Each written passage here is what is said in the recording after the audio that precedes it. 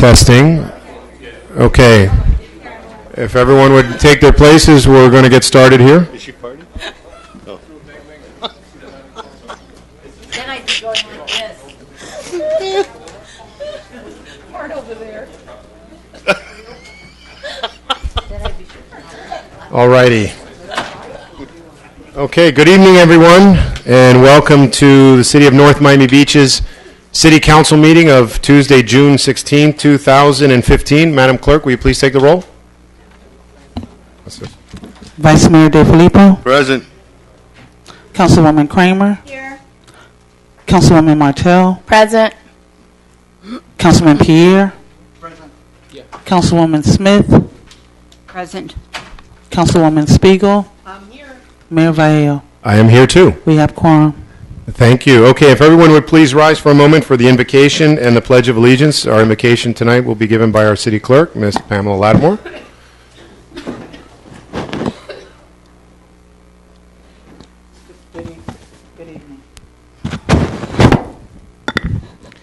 May we all just bow our heads for a moment of silent meditation.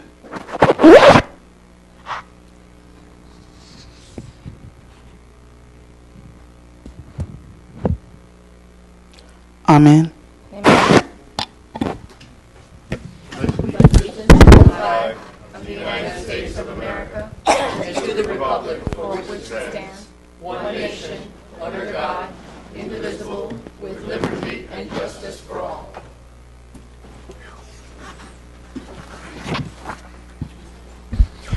Okay, thank you. Madam Clerk, do we have any changes to tonight's agenda? Mr. Mayor, we're going to pull 8.4 from the consent agenda and add it to the legislative agenda. It's a companion item with 15.3. And wasn't there another one that had to do with... And then we're going to pull 8.6 from the consent agenda to be brought back at the next meeting of July 7th. Okay, that's everything? That's it. Okay, without any objection, we'll go ahead and go with that. Councilwoman Kramer, you look... No, don't. Okay. All right, we're all set. We took care of our presentations earlier. Let's go ahead and open the floor for public comments. If anyone from the public, Madam Clerk. The Mayor and Council of the City of North Miami Beach have opened the meeting for public comment at this time. There's a 3-minute time limit for each speaker during public comment or for testimony during public hearings. Speakers will be called to the podium. Please state your name and address and/or the name and address of the organization you are representing. During public hearing items, please speak only on the subject matter that is before council. The Mayor and Council of the City of North Miami Beach have recognized the importance of civility. The City of North Miami Beach requests all in attendance to exercise civility towards each other. Our first speaker is Mr. Chuck Cook.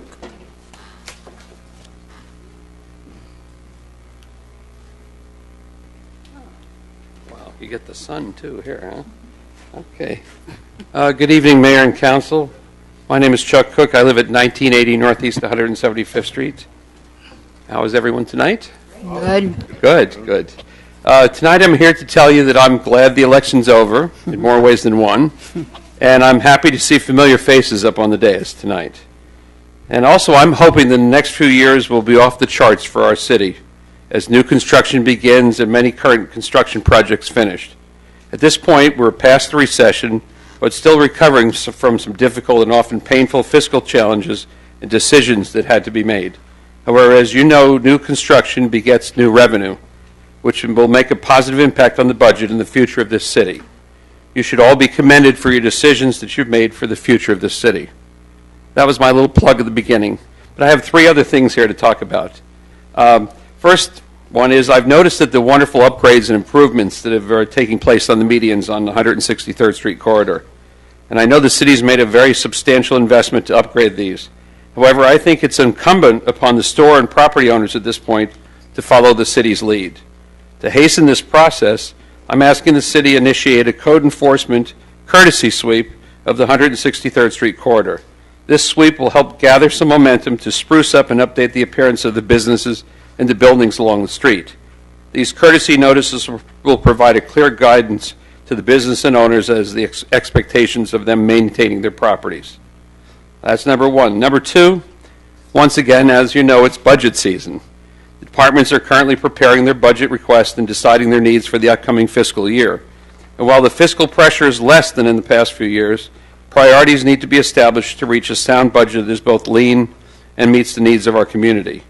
Having worked in local government for 10 years, I was often reminded that people have a tendency to do things the way they've always done them. Working in the IT field, this really wasn't an option for me, but often government organizations have a tendency to allow this to happen, which can lead to budgets that reflect the exact issue. The way to break this cycle is to have an effective management team in place that is constantly striving to innovate and create efficiencies in the workplace. At this time, I feel like our city has a team like that in place, and I look forward to their challenging the status quo and finding new solutions for effective government. And lastly, this is one for the future one here too. I'm not clear on what specific policies the city has in place regarding its own energy efficiency. I think that we should have policies that mandate reducing the use of energy, fossil fuels, implementing the use of solar energy, and replacement of older inefficient mechanical devices. I also think that our code should require the installation of a solar component on all new government buildings 15. within the city, and that our fleet has a minimum of 10% hybrid or electric vehicles within the next few years. If these types of policies are not in place now, I think it's time to begin creating those. Thank you so much. Thank you very much, Mr. Cook. Volney Norette. Good evening, everyone. Good evening. My name is Volney Norette, P.O. Box 611 350 Fort Miami, Florida 33261. I want to congratulate you, all of you. I'm very happy not to see a new one on the board. And what I want to say tonight, the former mayor, Myron Wozner, was blocking me not to serve on the board here. Where is him? I don't see. Today, we have George Valero right here in the seat, not him. So, I would like to ask all of you, how do you feel to block a resident not to work, not to serve on a board for the city? And I wish all of you the unity for this year, for the best of the city of North Miami Beach. I asked the question before I leave, how do you feel to block a citizen, to block a resident of North Miami Beach to serve on the board? Where is Wozner? He's not here. One day, none of you are going to be here, somebody else. So please, do not use the power you have from the people, because we vote to put you here. Do not use the power you have to block any citizen to serve the city. Thank you. Thank you. Thomas Kamazuli. Good evening, everybody. Terrence Kamazuli, 17151 Northeast 17th Avenue. Sorry I missed last meeting. I'd like to congratulate everyone who was reelected to the council. Great job. The city is moving forward.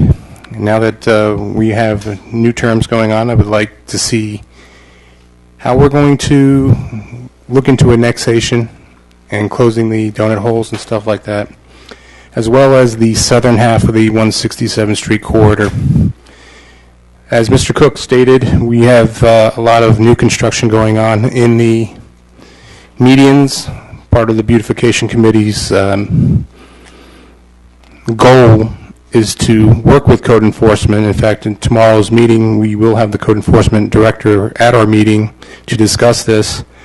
But at the same time, we need to discuss with the county for their side. There are many, many businesses over there that the landscaping is disgusting. Their parking lots, their signage, it's just a complete chaos. And I think we need to try to get with the county's code enforcement and try to bring them up to what we're looking at to do on the north side. And if we can't annex the area, I mean, annexing the area would probably make the area a lot better for the whole city as I'm talking about that. So let's look forward and trying to get that done in the next few years. Thank you. Thank you. We are. Open mic night. Mubarak Kazan.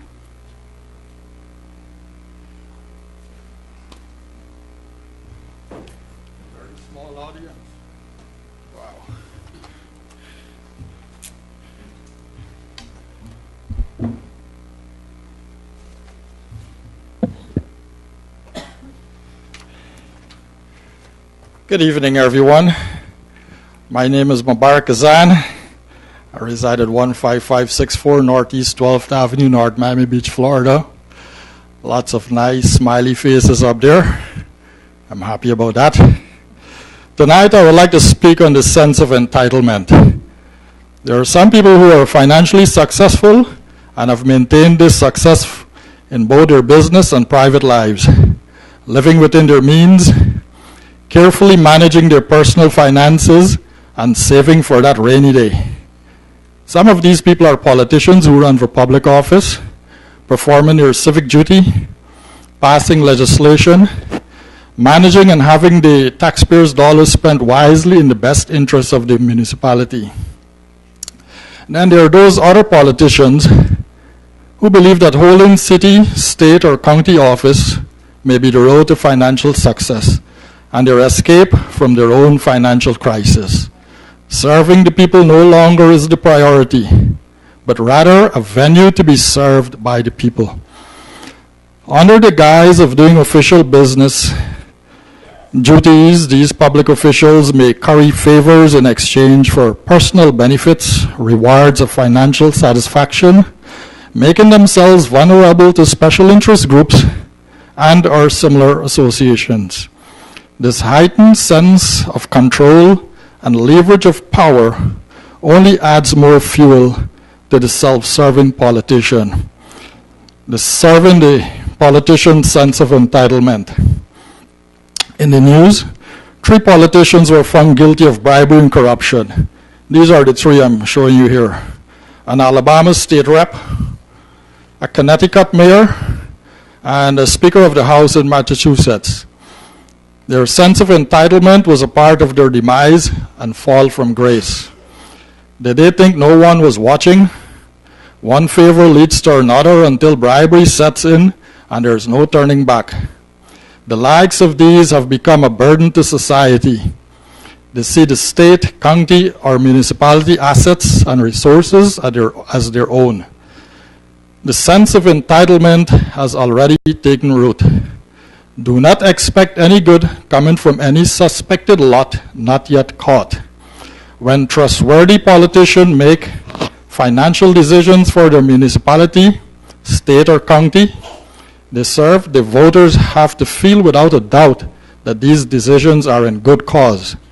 The sense of entitlement has one cure: for straying politicians to resign and fix their own financial woes before trying to fix any city, state, 15 seconds. Or county finances.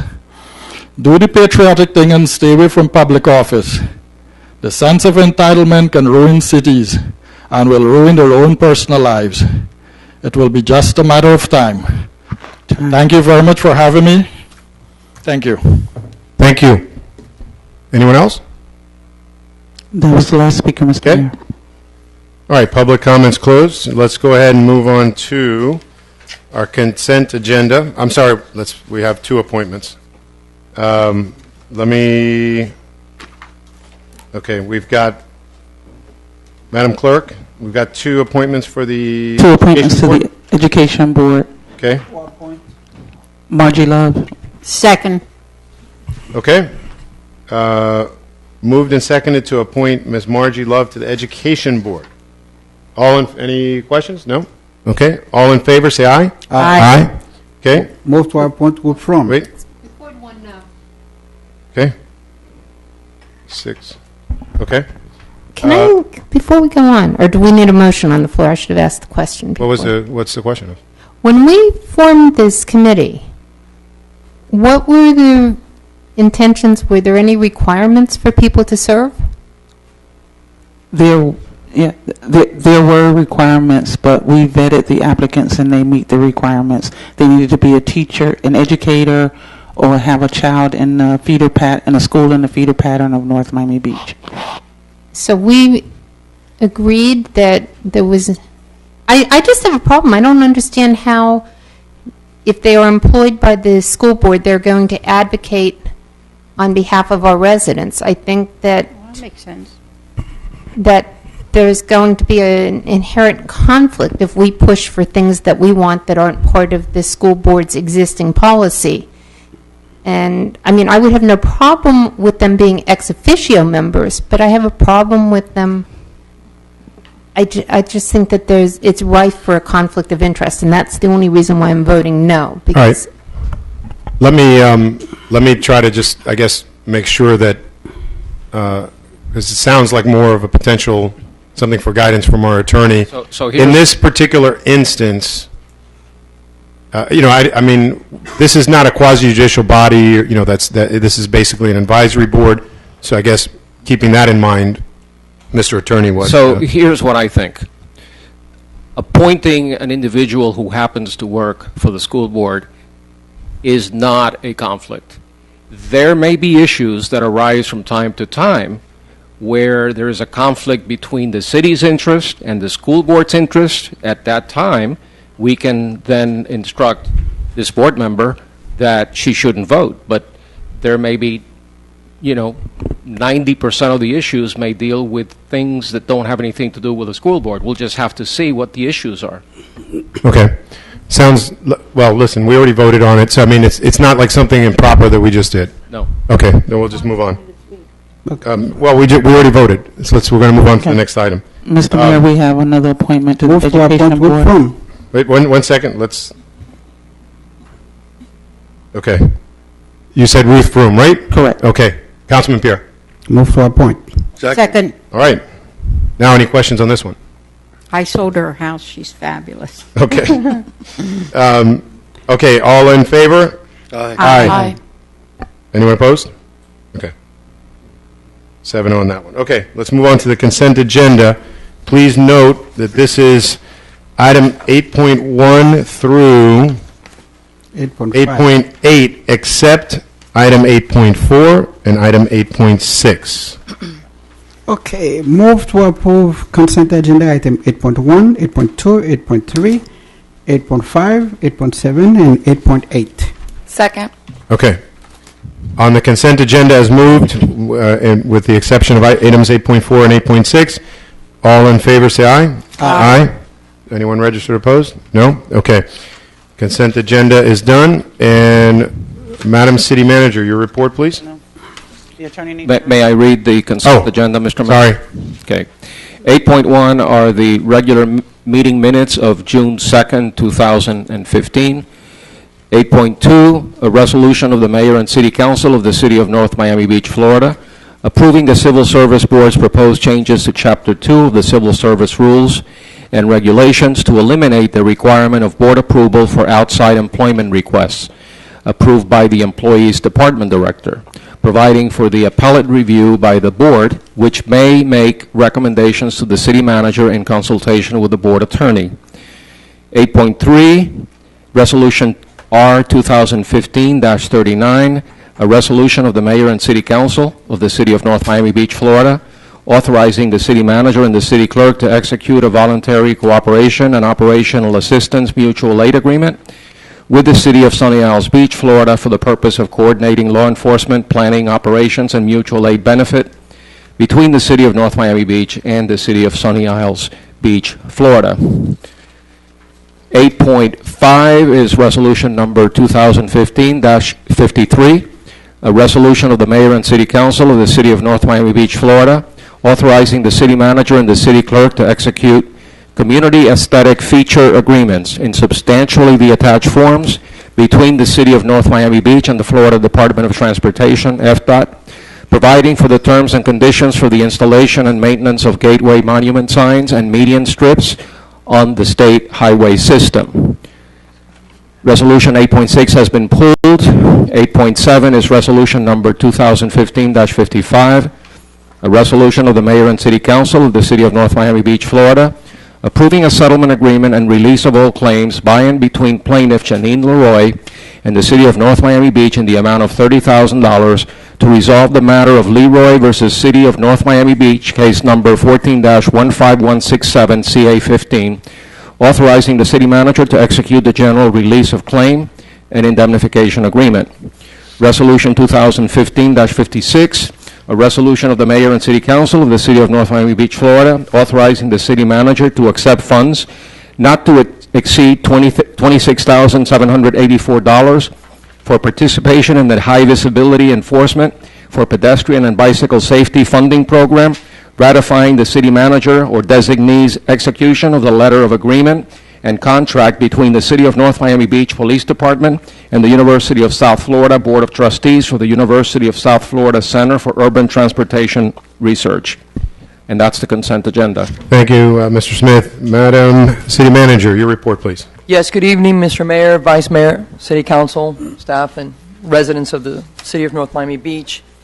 I wanted to call your attention to the budget schedule. I know as everyone is planning vacation and time off, I wanted to make sure that you all have the key meetings, when we'll be making the budget available to you, when we're going to be declaring the proposed millage rate, and some changes that need to take place in September. So our first budgeting hearing, in lieu of September 1st council meeting, changes to Tuesday, September the 8th. We cannot have our meeting prior to Miami-Dade County having their meeting. The second budget hearing... Wait. I'm sorry? What's the date that it's going to be for us? Our first budget hearing will be Tuesday, September the 8th at 7:30. Okay. Our September 1st meeting will be canceled. This is going to be rescheduled. So instead of the we're first, just moving. We need we're to moving it move from the 1st to the 8th. Okay. That's correct. Our second budget meeting, because we need for advertising purposes, and we need the separation between the first hearing and the second hearing. In lieu of September 15th, it needs to be Monday, September 21st. We're not doing it on the Tuesday because Tuesday is the eve of a Jewish holiday. Okay. Do we, Madam Clerk, do we need to move and vote to change those dates, or? And I would only add that we do one thing. On the Tuesday and Monday meeting, instead of it being the budget hearing starting at 7:30, that we have the budget at what we would have our council conference meeting, and then our regular meeting starting at 7:30.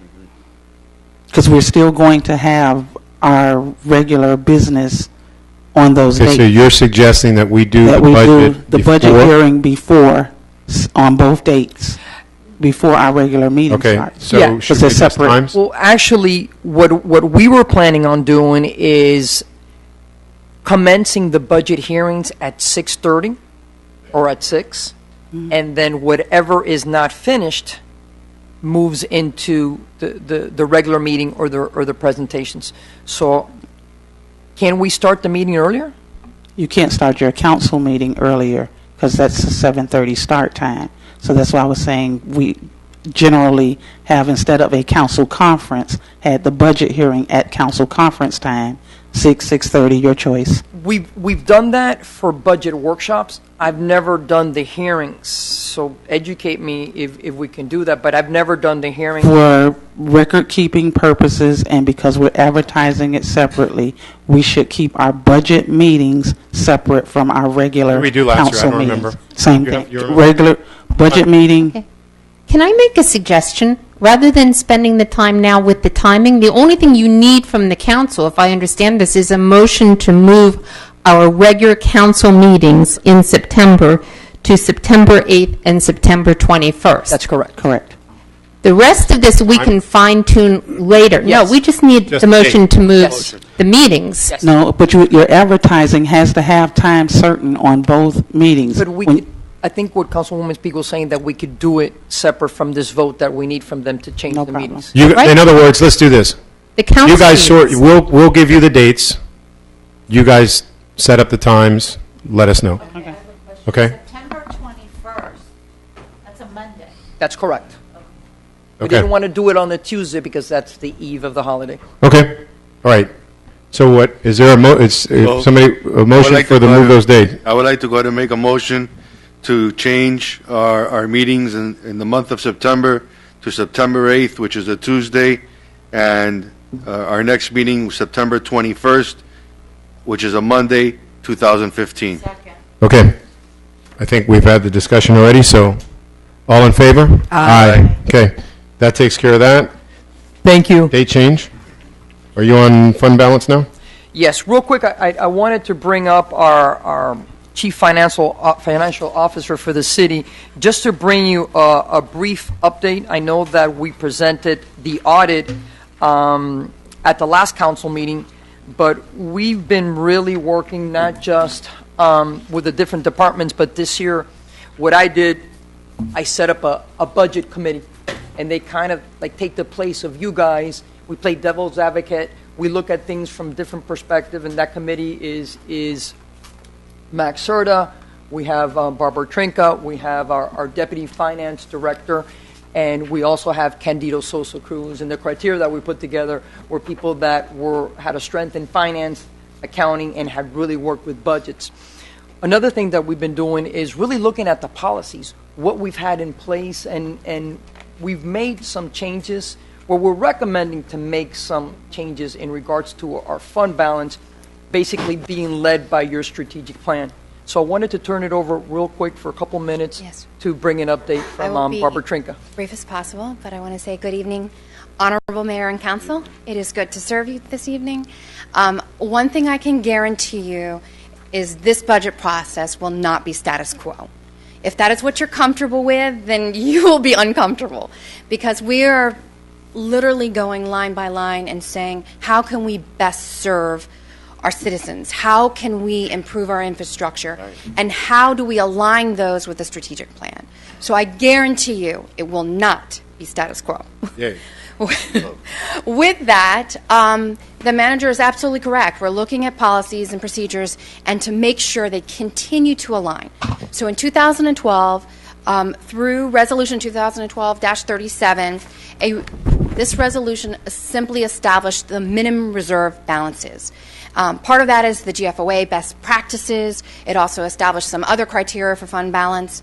What's most important is it really says, as a city, what are we going to accept as unassigned fund balance? It's a very long word, and many of you may have used the word reserve in lieu of this. So a lot of times we think, oh, what are our reserves? But in fact, the GFOA has designated that as unassigned fund balance in the general fund. Another very long term. But really, all it's saying is, how much do you have for a rainy day? That's it. It says, what is your budget? And at a minimum, we have designated 10%. So whatever our budgeted revenues, 10% of that has to be tucked away for a rainy day, which is the unassigned fund balance. As that criteria, that's absolutely the minimum. I'm completely uncomfortable with getting close to 10%. So what I have to do is evaluate, one, from the CAFR, a financial condition assessment.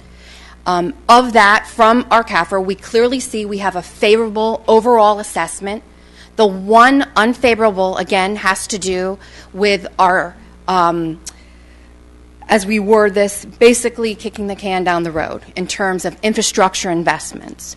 And that is what you're going to hear me say over and over and over. Investing, investing, investing. Investing in our people, investing in our infrastructure, investing in our customers to best serve them. So based on this financial condition, based on the fact that we have been deferring capital infrastructure and long-term projects, it is my recommendation at this time that our minimum fund balance be 20%. And and I'm sorry, I really phrased that incorrectly, our goal should be 20%, our minimum is 10%. So what does that mean? So if you turn to page 2, at the very last, it's very, very simple.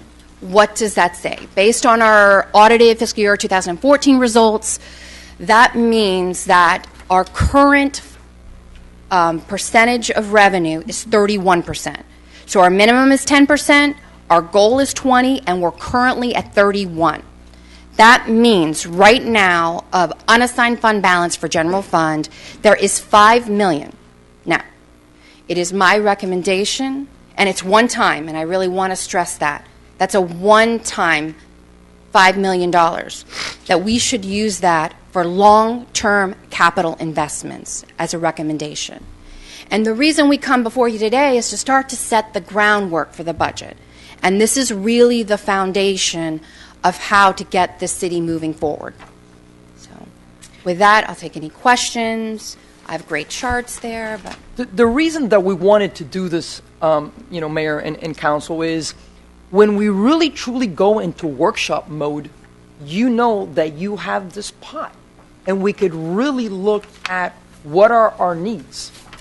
I would recommend that this be separate from the Parks Master Plan, but that we're able to really make assessments, discuss with you guys be open to the things that you've been seeing, so what you've been hearing from our clients, our customers, our residents. Okay, so basically, what you're suggesting is, in plain English, is that there is an opportunity to allocate, in your recommendation, up to $5 million for one-time capital projects that are needed in the city. right.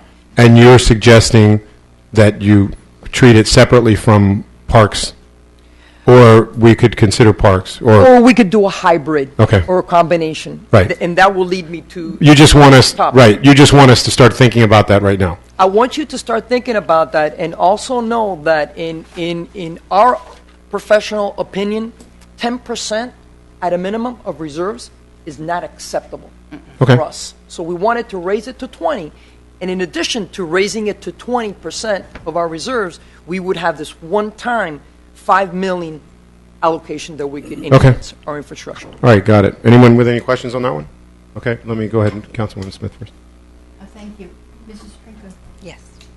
Mrs. Trinka, if I understood you correct, and maybe we have more than $5 million, because we don't want to use $5 million if we want to keep minimum of 10, but the goal is 20, then we only want to spend about a third of that money for infrastructures, and we want to keep the rest in the pot.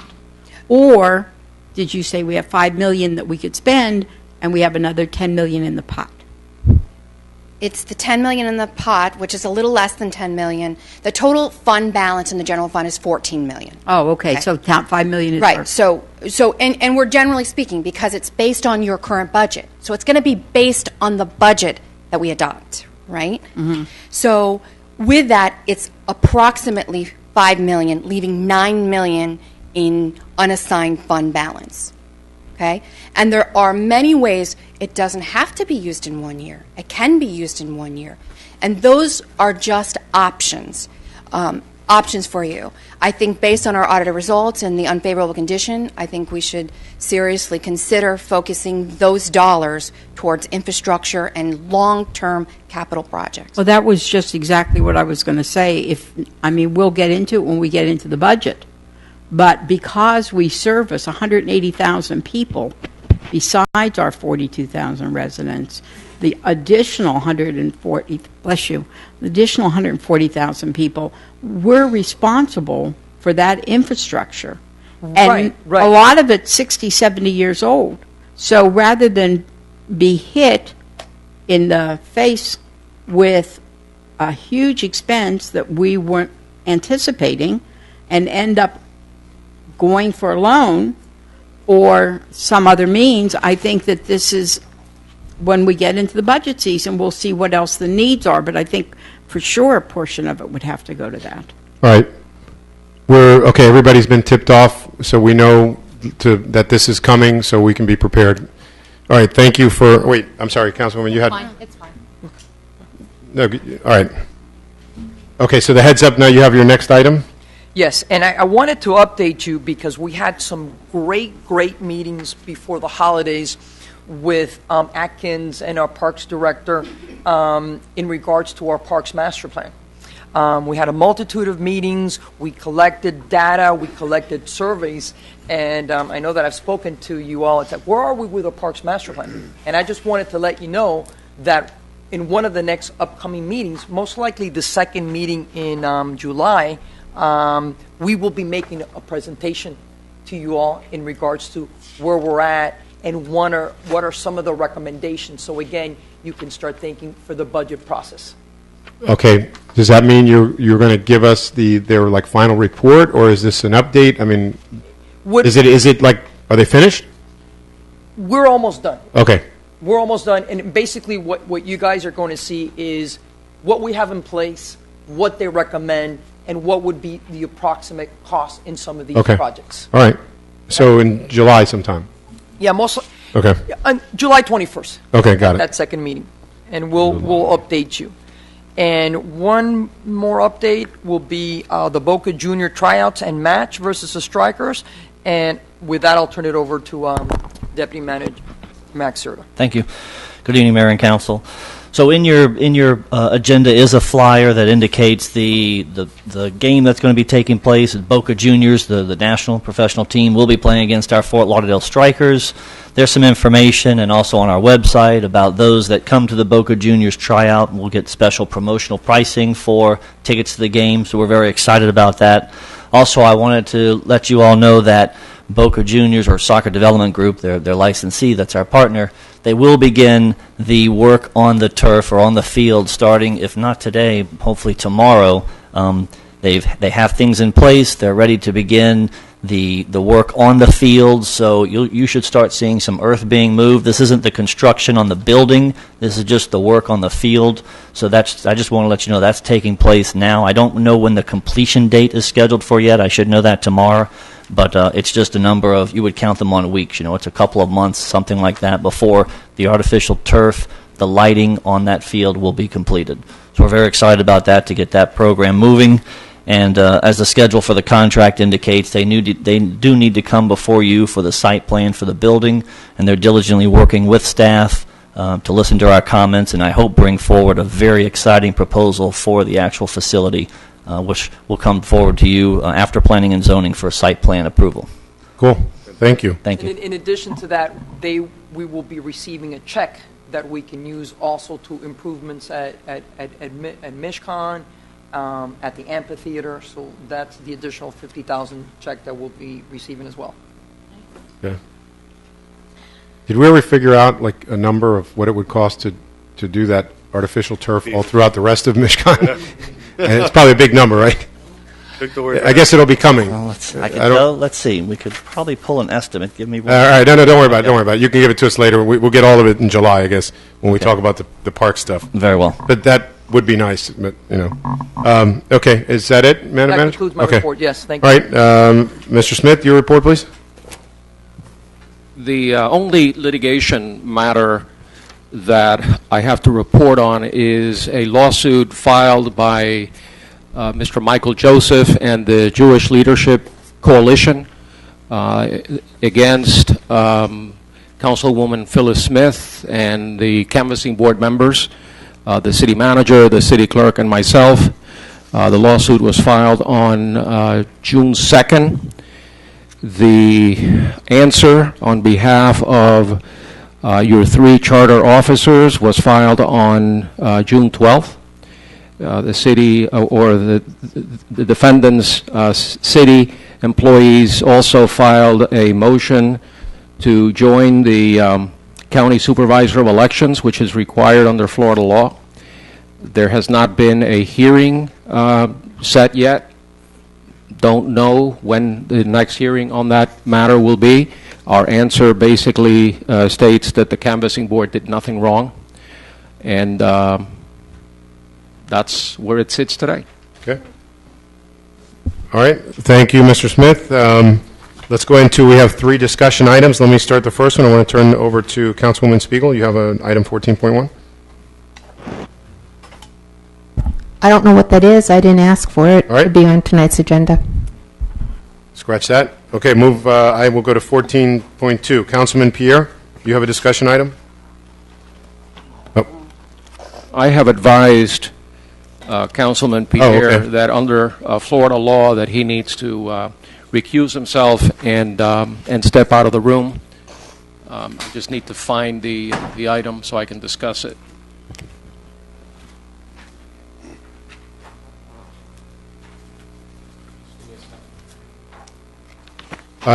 You know what? While you found it? Okay, let's jump to the next one. So earlier this year, Councilman Pierre, the city manager, and I had a conversation in the city manager's office, and Councilman Pierre advised that he had incurred some legal fees in connection with an investigation by the state attorney's office and the ethics commission relating to charges that there were some voting irregularities at his residence. The complaint was investigated, no charges were filed, and ultimately the matter was dismissed. Councilman Pierre hired Ben Cuney and paid him approximately $5,000 or at least incurred approximately $5,000 in legal fees. I'm not sure that he actually paid it. The bill is still outstanding.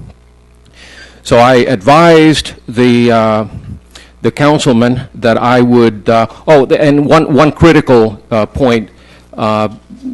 Councilman Pierre advised both the manager and I that the prior city attorney had actually hired Mr. Cuney to defend him, and that he would be treated as outside counsel to him and or the city. My office contacted Mr. Cuney, and Mr. Cuney wrote a letter to Deputy City Attorney Dottie Joseph in February 25th, where he stated, and I quote, "It was my understanding with the city attorney that the city of North Miami Beach agreed to be responsible for paying my initial legal representation." I then advised Councilman Pierre that I would research the issue, and we did quite a bit of research to determine whether those fees were reimbursable or not. And the law is pretty clear that in considering whether or not to reimburse an elected official or a public official for legal fees incurred in connection with this type of activity, that there must be a finding, and this comes right out of the Florida Supreme Court, that the matter arose out of or in connection with the performance of the official's duties as elected official, and that it serves a public purpose.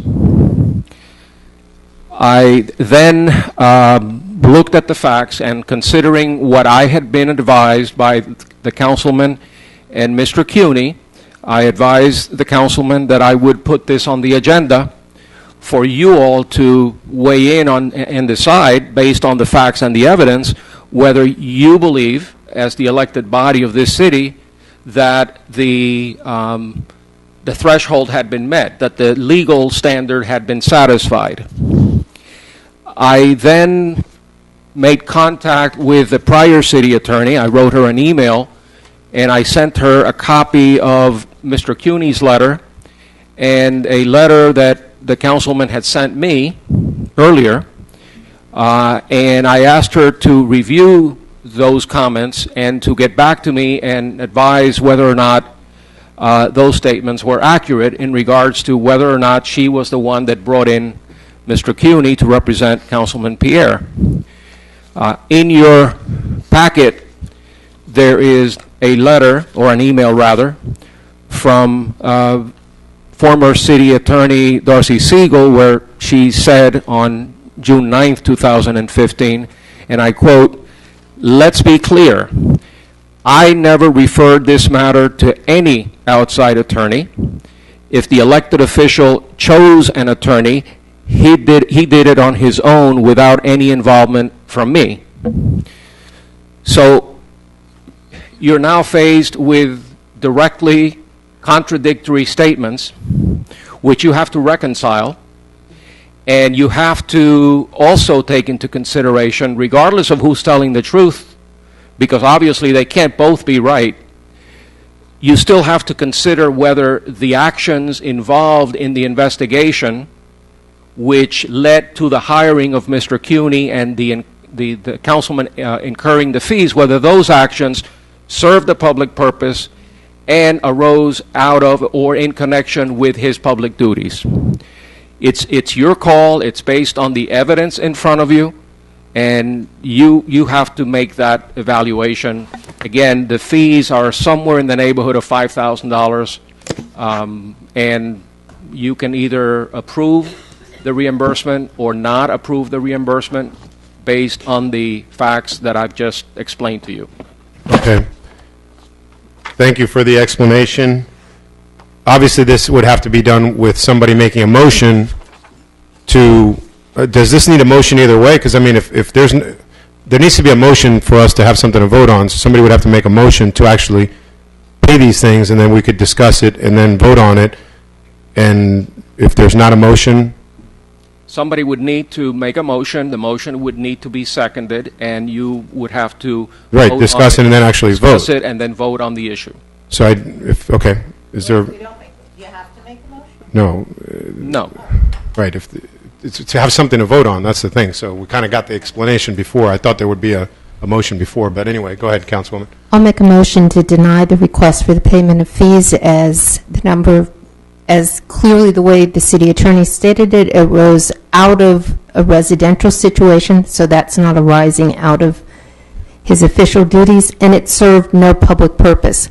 So my motion is to deny the request. It would need a second, and then you would vote on the denial. I'll second. Okay. Anybody with any comments? I mean, it was a pretty extensive explanation there, so. My question is, if Mr. Cuny was hired by or was spoken to by our past city attorney, wouldn't there be some sort of contract, some letter of agreement, so that someone could be held responsible for his payments? And if there isn't, why is this in front of us? Your colleague requested it to discuss it. Well, I don't, okay, I understand, you're right. Technically, that is correct. But I guess I wasn't really aiming for maybe that. My point is if this was, if there was, the protocol would be that it would come before our city attorney, and she would have agreed to it, and Mr. Cuny, being an attorney, would certainly want that in writing so that he would get paid. Is that correct? I mean, if I was an attorney, if I was conducting business, that's how I would do it. Let me read to you what Mr. Cuny said in response to that very question. And it's from page 2 of his letter. He said, I prepared no engagement letter and did not believe that a formal engagement letter was necessary under the circumstances of my representation. I did not receive written confirmation from the city and never thought that was needed. I had an ongoing professional relationship with the city of North Miami Beach and did not question or doubt my discussion with city officials. So that was his answer. Okay. All right. Anyone else with any questions? Okay. I mean, I'm not sure we need to look at any hypotheticals. You've given us the information. The former city attorney says she did not authorize it. It would have had to have come before the board anyway for something like that. So, I'm voting no on it. I'm voting, I guess, yes on the motion to deny, which will put a definitive end to it. If there's no other questions, the motion before us is to deny the request for the fees. So if you say yes, you're denying the fees. If you say no, then I guess you want something else. On the motion to deny the fee request, all in favor say aye. Aye. Aye. Is there anyone voting no? Okay. All right, that takes care of that item. Madam, Councilwoman Martel, you have an update in 14.3. Yes. The reason why I bring this before you is because in becoming involved in our public school system, there's a couple of things that came to light when attending the advisory board. I've been appointed by the Miami-Dade League of Cities as the board member in the advisory committee for the GOB, which is for all of the schools in Miami-Dade County. $1.5 billion was approved, and there is funding going for each of the schools anywhere from the first year to the fourth year. What they've provided me with is the annual report. It's a draft for the 2015. It has the information having to do with the amounts that is given to each and every school in Dade County, and it has contractors and a number of various informations having to do with how our tax dollars are being used for that general fund that was approved. What they have asked from us is that if any, well, actually, what they've asked from me, but I'm bringing forth to you, if anybody is interested in reviewing the document and has any questions about it, I need to reply back to them by July 8th. Sorry, I take that back. The meeting is September 8th. They would like feedback by July 15th, so I have it available if anybody wishes to look at it. There were a couple of things that, the reason why I brought this forth is because of two things that was discussed in the meeting. One of them was that there is a school designated for our area in the bond that is going to be a secondary facility in Northeast Miami-Dade. $14,577,000 out of the bond is being designated for that school. Wanted us to be aware of that because I believe that may impact us here in North Miami Beach. The other thing that was also done is we had to take a vote because one of the schools that was given a portion of the bond, South Hialeah Elementary, when they went in, they also found that additional bathrooms had to be taken care of. So an unallocated contingency was assessed, and $391,000 is being provided for that school, and an additional $7,808 remain. What I'm doing at the present time, so that everybody's aware, is I've sent an email to the principals just letting them know that if they, along with the bond, what happened was that the schools were assessed. Based on that assessment, it was sent to the state in order to get the funding. So now, what happens is that all these projects have already been assigned to all the schools. Money has been allocated, and contractors will be awarded those contracts. What happens next is that what I'm looking to do is, if any funding becomes available, or if we have additional needs in our schools that was not originally allocated, when these fundings become available, we can then state to the board, hey, look, this one school needs this, that, and the other. What I've done is I've contacted the principals. I've let them know, please look at what has already been approved, and if there is anything else that you would like, then let me know, so that then, again, it's a big if, because all of these monies have already been allocated, and I believe we didn't attend enough meetings to be able to help these schools. Because the way they do it is, and this is what I found to be interesting, and I learned a lot while doing this process. When the schools have an issue, they do not get additional funding just because there's an issue in the school. They have one set budget that's determined by the number of students that are attending the school. So now if you have a huge school and you only have 100 students, you only get money for 100 students.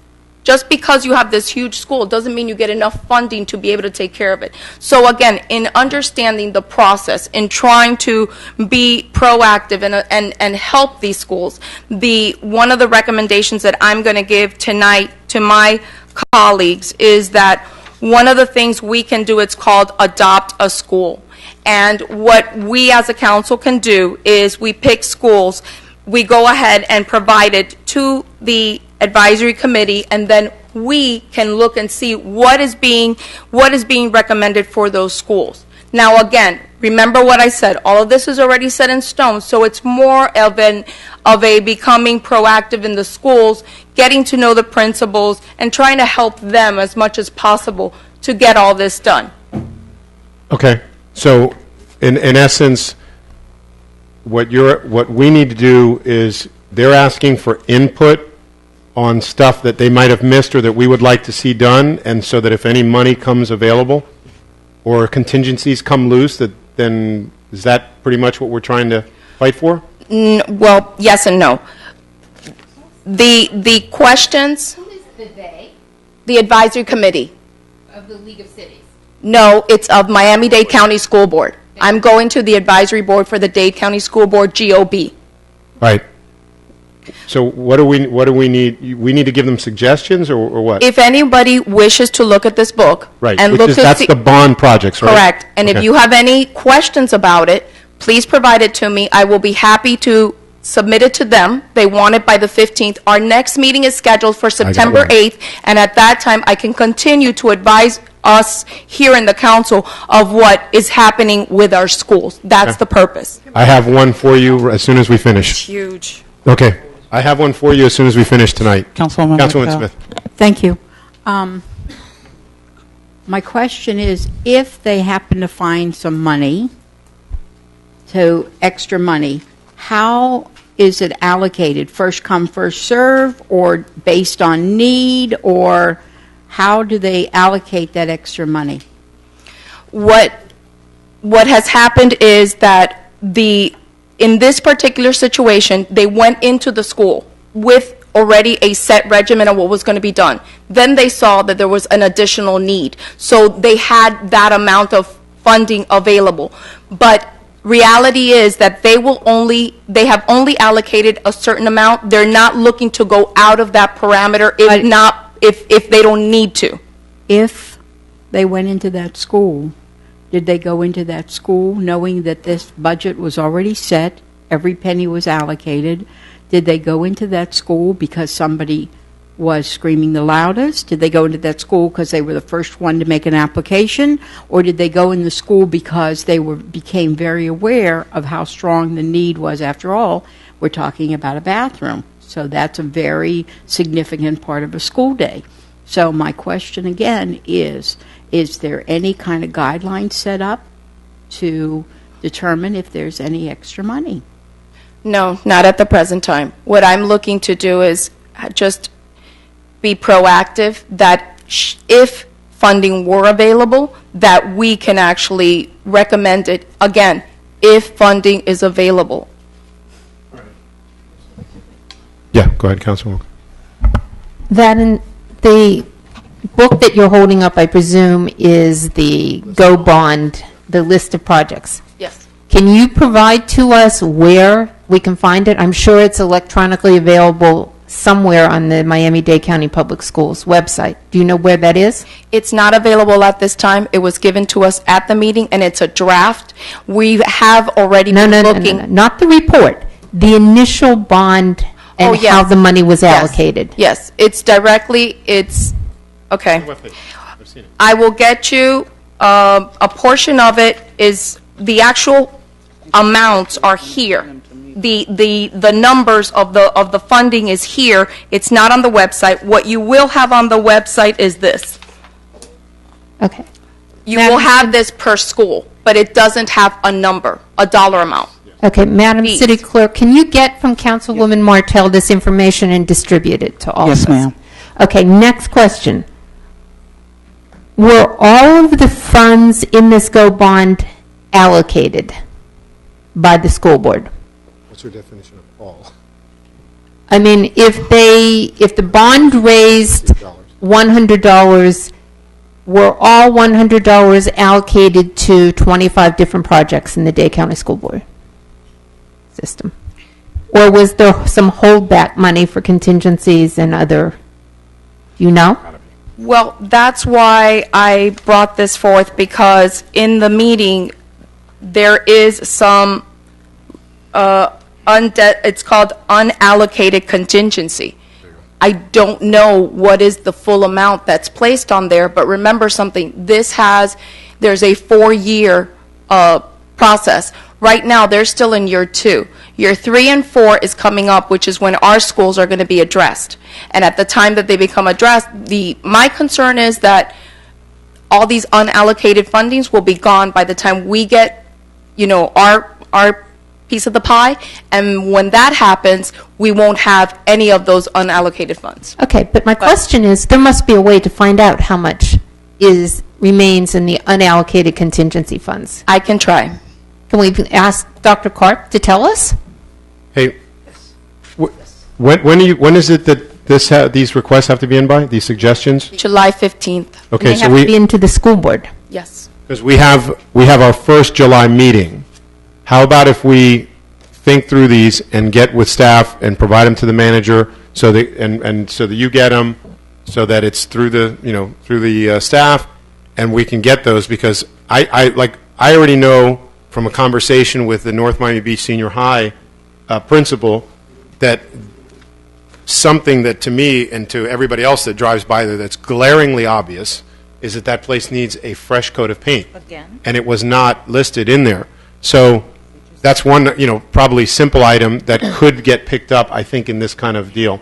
And knowing how this thing works, this bond, I'm sure that there's a bunch of money that they kind of kept in reserve in order to really, I hate to say it that way, but to really pacify, some of the communities and stuff like that once, they want something else done. So I think, the guys or the people who, squawk the loudest will get some of that extra stuff allocated to their community schools. And when we started complaining about the conditions, all of a sudden they started jumping. So I think if we make it known that we want, A, B, and C, we might get A and B, or A only. We'll get something, I think. Yes, Councilwoman? Is there a simple list of what's already been approved for the schools in our city? I have seen that. Yes, Yeah. it's this here, and you can find it in the on the Miami-Dade website, and it's under. You'll see a little orange line all the way at the bottom that says GOB. You click on that, and then it has a list from the schools. But take into account our school area alone, where our feeder pattern is, where our children go to, is 14 schools. We have, Dr. Karp has. All right, wait. Councilwoman. I would say over 20 schools. Okay. Just in our Let's area. not- Clerk will make Let's do this. We're going to get the information to the rest of us. We know what we need. We know where to find the information. Clerk, you will get us the rest of the information. Think about if there's something that we need. We still have the first July meeting where we can come back and we can discuss it between ourselves too, if we want to, come together with one list to forward. Okay? So let's do that. All right, let's move on to our legislation. Final comment? Now, it's a question. Question. Why are we assuming that painting a building comes out of the general obligation bond rather than out of routine maintenance? And why aren't we squawking already down to Martin Kopp and the school board? And if they did it less than 2 years ago, why aren't we on their case or contacting their attorney for defective paint? Wait.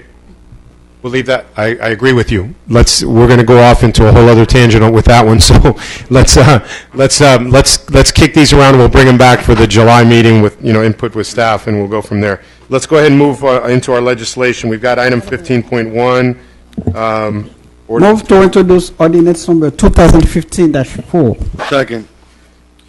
15.1 is ordinance number 2015-4, an ordinance of the Mayor and City Council of the City of North Miami Beach, Florida, adopting an amendment to the Water Supply Facilities Work Plan and amending the City of North Miami Beach's comprehensive plan, strengthening coordination between water supply and local land use planning, amending text contained in the future land use infrastructure, conservation, intergovernmental, coordination, and capital improvement elements, providing for certified copies of this ordinance and comprehensive plan to the Florida Department of Economic Opportunity and on all other units of local government or governmental agencies as required under Chapter 163, Part 2 of the Florida statutes. providing for adoption pursuant to Section 163.3184 Florida statutes, providing for inclusion in the City of North Miami Beach's comprehensive plan, providing for repeal of conflicts, providing for severability, and an effective date. This is a first reading. Move to adopt. First or second? Okay. Second reading, Second. sorry. I heard move to approve, and I heard second. Madam Clerk? Was it? Second. Okay. All right. I guess, Mr. Rivero, if you could explain to us what this is all about. Certainly. Good evening. Welcome. As a water utility, we are mandated to prepare this plan, this 10-year water plan for or under the South Florida Water Management District. This is an internal item, so we are the applicant, the City of North Miami Beach, and we are requesting approval on second reading of the amendment to the city's comprehensive plan, which include preparing and implementation of the water supply facilities plan, which amends future land use element, infrastructure element, conservation element, intergovernmental coordination element, and capital improvement element. This item went to Planning and Zoning on January 12th. It was approved unanimously, 6-0. It came before you for first reading on February 3rd. It was approved unanimously, 6-0. It was then immediately transmitted to the state and all pertinent agencies, and we've been receiving comments as recently as June 9th. So, we've had very positive comments. Everything has been included. The plan was prepared by our consultant, MWH Global Consultants, under the guidance of Dr. Ann, and we are before you tonight for approval on second reading. Okay. Just to clarify, Mr. Smith, when you read it at first, did you say first reading? No, I apologize. It's second reading. Second reading. Okay, just want to make sure we have that correct. Second reading. Okay. Moved and seconded for the ordinance. Let me open up for public comment on second reading on this ordinance, if there's anyone from the public that wishes to comment. Okay. All right. Public comments closed. Any questions from the dais? No? Yes, Councilwoman Smith?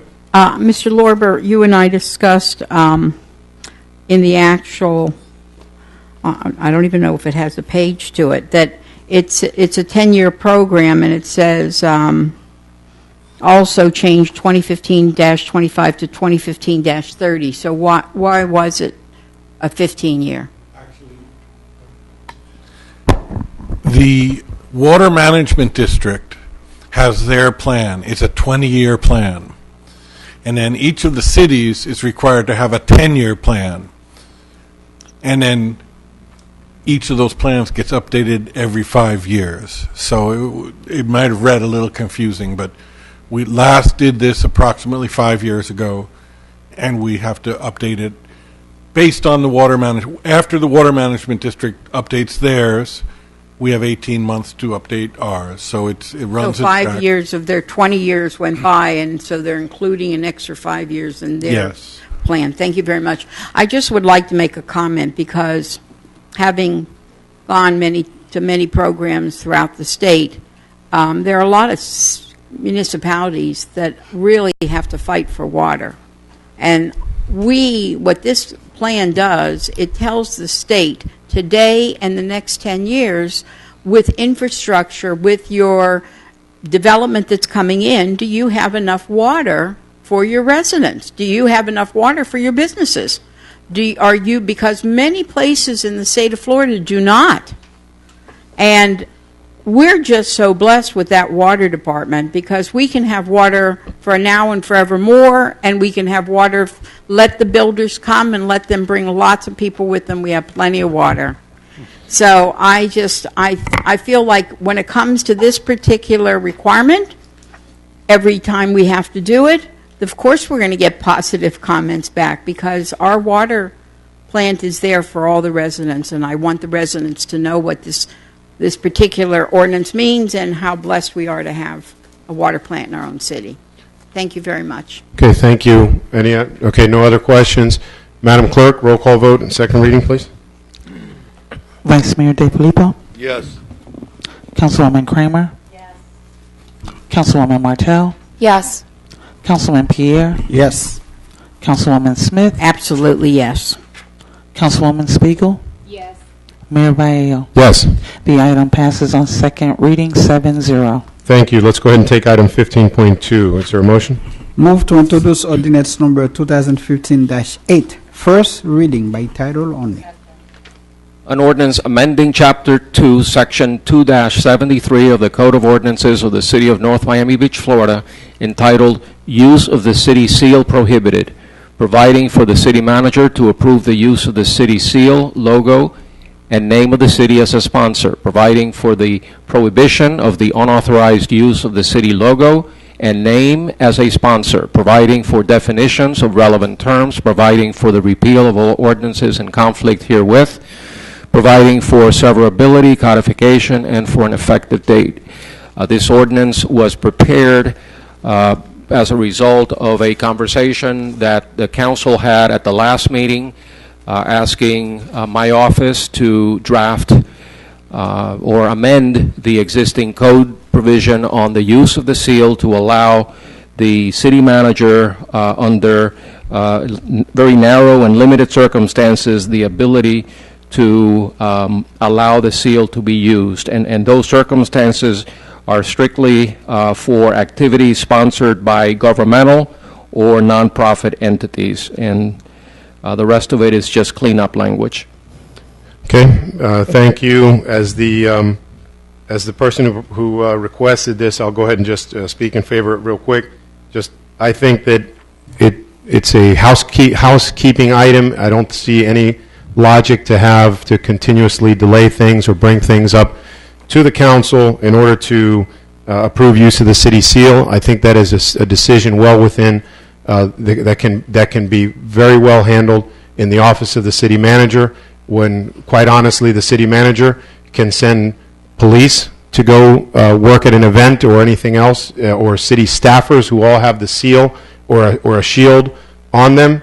I think that we can, the CEO of our $110 million corporation can certainly have make the decision of when it's appropriate to use the city seal. So that's why I wanted to bring this, because there's no need for all this to be constantly coming up for decisions at the city council level.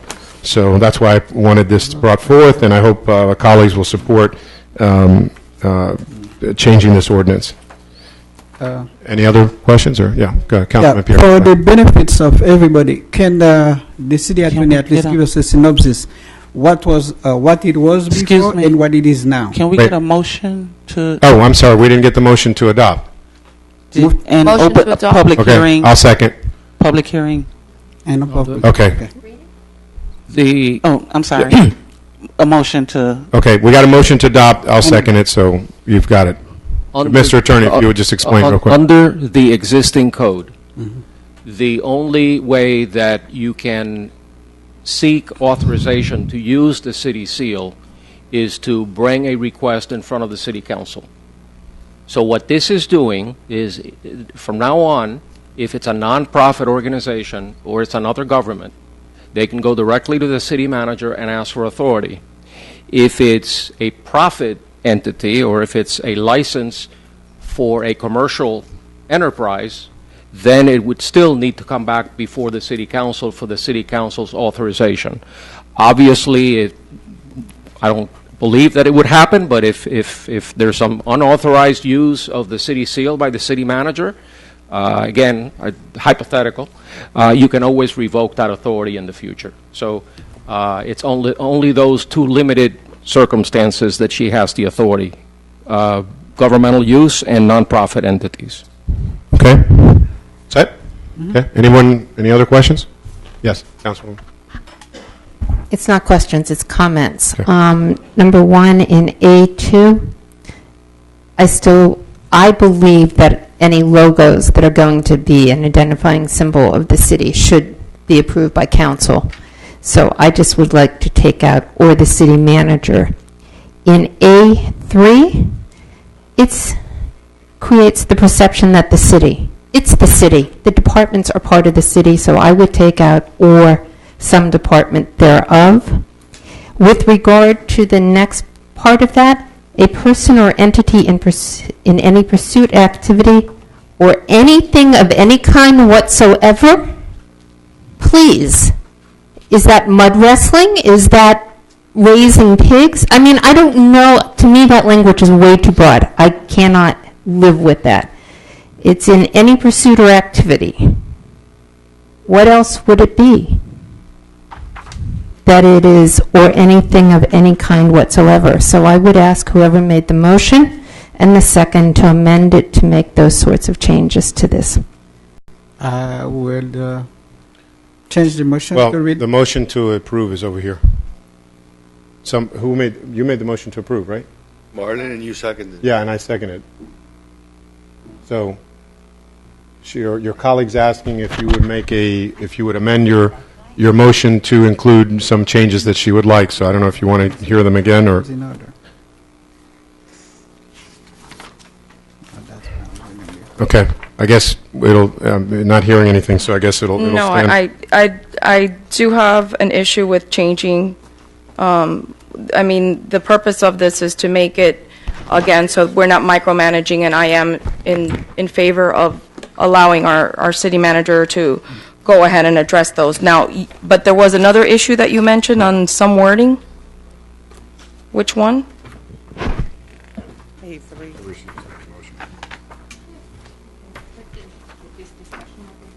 Well, she's asking you what was that other comment. It's in A3. It's the city. It's not the city or some department. Either the city is engaging the activity or it is not. I don't understand the necessity. And I personally, and we know what I do for a living, cannot live with the language, quote, or thing of any kind whatsoever, unquote. So it's way too broad. Okay.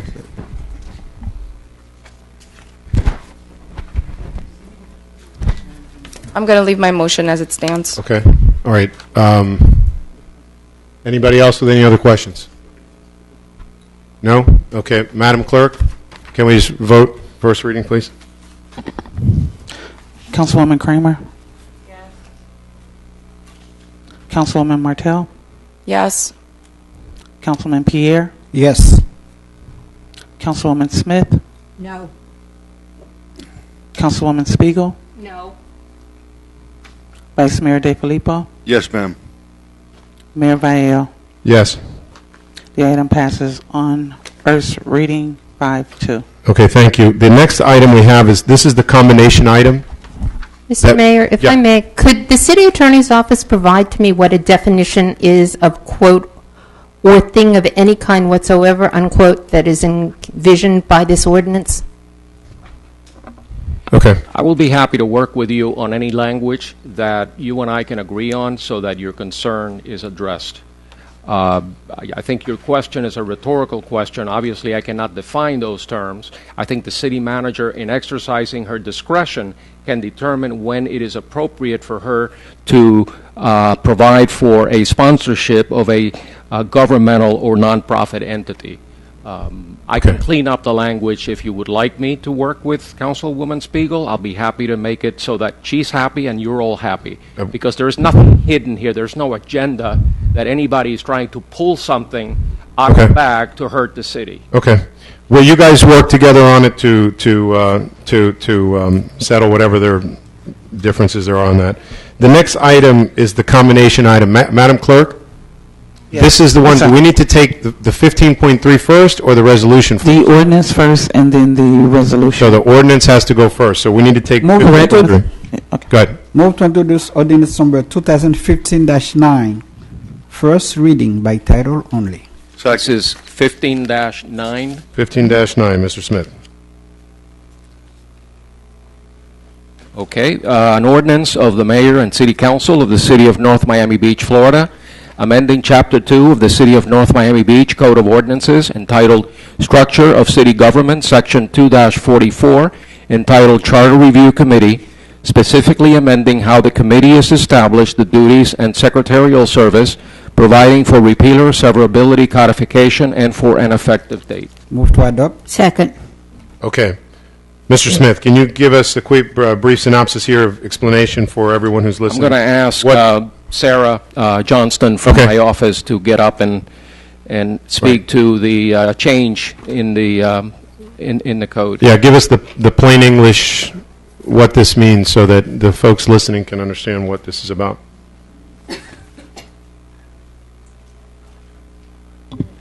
Good evening, Mayor and Council. At the meeting on February 26th of 2015, the Council gave our office direction to commence a charter review committee.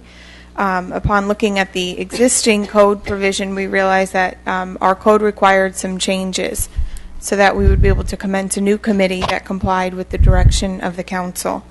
This ordinance removes some of the language that was inappropriate in terms of dates of when they commenced that had happened in the past, and provided that the duties of the upcoming Charter Review Committee, which will be established by resolution at the second reading of this ordinance, that resolution will actually establish the duties and the guidelines that you're asking the Charter Review Committee to meet.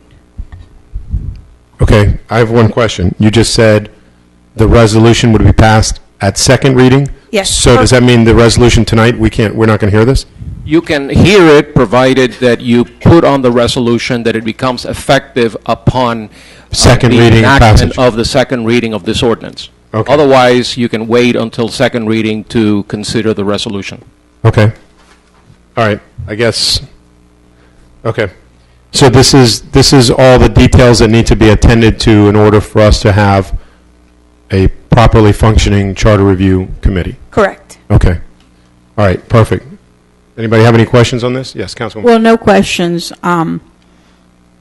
Excuse me, when I discussed this with the city manager, the ordinance we're voting on says that the guidelines will be in the resolution, and therefore we can't have the resolution until we have the ordinance. That's why it's being done that way. But when you look at the resolution, it is what we had in mind. In other words, the ordinance does not say that the committee itself can bring forth some issues that we didn't ask them to look at, but the resolution says they can. And that's why it's an intricate part of this voting process. Okay.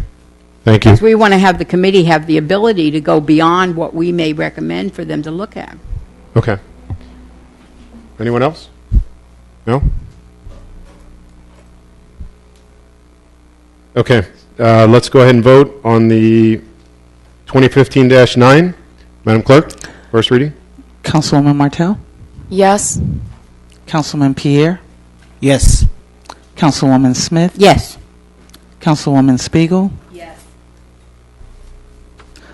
Vice Mayor DeFilippo? Yes. Councilwoman Kramer? Mayor Valle? Yes. The item passes 7-0 on first reading. Okay. Now, I know that we had some discussion before when we discussed bringing this item. Should we, the resolution, if we hear it now, this has all the details in it that we had discussed before, right? It has all the details that you instructed me to bring back to you. Okay. Exactly. All right. So let's go ahead and introduce item 8.4 then. I make a motion to introduce 8.4. Second. Okay, just for the record, you guys, that was Resolution 2015-51. Okay. You want me to read it? Yes, go ahead. Resolution of the Mayor and City Council of the City of North Miami Beach, Florida, sunsetting the Charter Review Committee created by Resolution 2008-10, creating a new ad hoc Charter Review Committee for a one-year period, prescribing its duties and providing for appointments and the terms of office for the members of the new ad hoc Charter Review Committee. Is there a motion to adopt? Motion to adopt. Second. Okay. All right, this one goes hand in hand with the previous one, but discussion. Let's go ahead. I would like to make add into this resolution that it is effective upon the second reading and acceptance of the ordinance number 201. Ordinance number 2015-9. 2015-9. All right. I think simplest way to handle that. Who made the motion? I made the motion. You made the motion, so you can amend your own motion, right? Martell made the motion. Smith seconded. Okay, do you accept that? Yes. Okay. And you were the second, right? Okay, Right. so now we're on the same page. Okay, discussion, go ahead. Actually, I'd like to make a motion to table this to the next meeting with the second reading of the ordinance, and to have attached to and incorporated into Resolution 2015-51 at least a synopsis of the November 18, 2014 workshop, so that it's clear the direction that's being given to the committee by this resolution. That's a good suggestion. There is, since we don't have to deal with this tonight, is that a motion to table? Okay. Did I get a second? Second. Okay. Does everybody followed what it was to add some language in there? We don't need to deal with it tonight, so, okay. Well, now we can, I'd like to Yeah, we take don't away need- my language. We don't need that language anymore. Okay.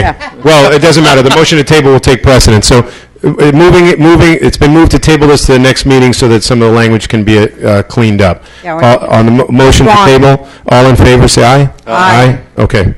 It's right, to table to the next Coming meeting back, for the second reading. For the second reading of Got the it. ordinance.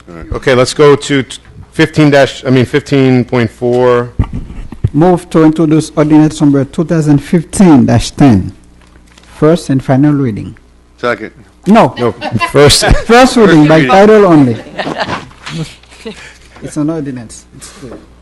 An ordinance of the mayor and the city council amending chapter 24 of the Code of Ordinances of the city of North Miami Beach, Florida, by amending Article 8, Section 24-147.2, entitled Temporary Signs Allowed, by eliminating the requirement for an applicant to post bonds for temporary special event and banner signs, providing for the repeal of all ordinances or parts of ordinances in conflict therewith, providing for severability, codification, and for an effective date.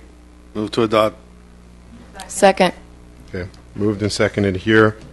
Mr. Rivera. Mr. Good Flores. evening. Good What- evening again. There seems to be reading confusion on my items tonight. Yeah, sorry. Currently, the section of the Code of Zoning Ordinance regulating special event and banner signs includes a requirement for a $200 cash bond and lacks some clarity regarding the number of signs allowed. In our ongoing effort to improve our customer experience, the Planning and Zoning Department has identified that the bond requirement is both a financial burden for the applicant and an administrative burden for the city, when there are mechanisms in place already to ensure the timely removal of the banner. This amendment will also clarify the number of banner signs allowed per street frontage, and we took the opportunity to increase the frequency for only the special event signs from twice a year to 3 times a year. This is in anticipation of the way we're going to grow and develop, and our business community is going to expect more and better services from us. Perhaps we'll have more festivals, more special events, more outdoor activities.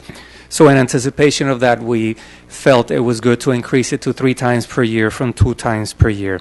Once again, we are the applicant, City of North Miami Beach.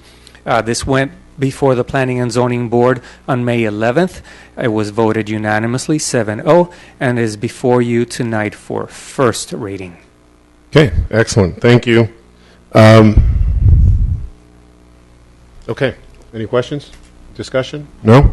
Okay, Councilwoman Smith? Yes, this is just a thought that I wanted to bring before my council. I spoke to the manager about it. If you read this ordinance, you can have up to 180 days. It's 90 days per time that you request to use a banner. And then it's another 90 days because you can use a banner twice in a year. And then you can have 3 times at 60 days each for a special event. So my question is the vision of the city. Having our vision of the city, do we want at the same time think about this ordinance and the banners all over the city? Because I remember that was never something we as a body ever wanted, was a lot of banners. And I'm wondering if the time frame, especially a special event, I spoke with Mr. Rivero. They usually don't go that long, but they have the right to. So do we want to decrease it so that there won't be? It's just a question I have about the vision of the city. Can, just to clarify, Councilwoman Smith said about the dates. I thought I read something that there was a restriction on there. Can you clarify? Correct. Because she said, 90, 90, Yes. or 60, 60, and 60. Can you Sure. just set us straight exactly what it is? So, There's two types of banners. Okay. The temporary sign banners, and we find that all businesses get their 90-day banner while their permanent sign is being fabricated. This permit, sometimes due to conditions out of their control, needs to be expended for a second 90-day period, which is never used because of a delay in the fabrication of the sign. Do you have a question? no, go, wait. We'll get to it in a second. And then the other type of banner sign is the special event sign, where in the past, it was twice a year for up to 60 days. The special event signs, the special event signs are date sensitive. The applicant must specify when the special event is, whether it's a festival, whether it is a sale, and we find from experience that the special event signs never stay for the 60 days. They stay for the couple of weeks of the special event sign. In our internal case, when we had the Spring Fest, and we permit our own, we practice what we preach. We permit our own banners. It stayed. It went up a few days before, and it came down a couple days after the festival, because it was a special event and it is time sensitive, and we treat them separate. We have increased the frequency. We did not touch the number of days. I want to jump in. Wait, hold on one second. Okay. So the number of days has not changed from what it was before? In other words, this exists now. The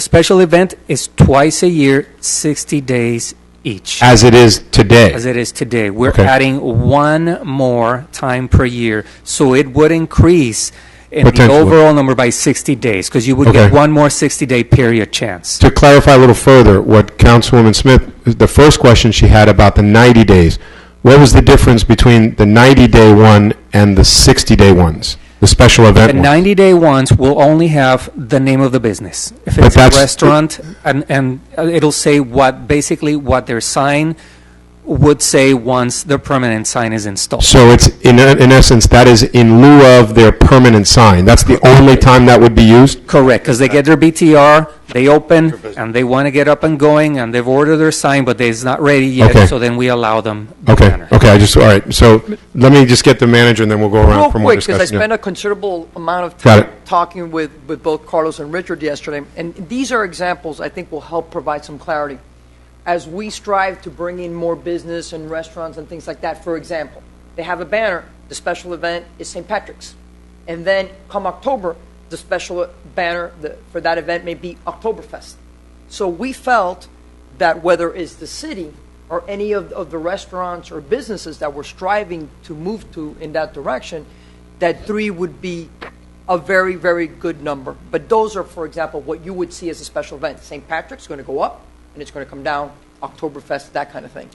Cinco de Mayo. Our walk. Anyway. Right. All right. Heart Walk, Oktoberfest.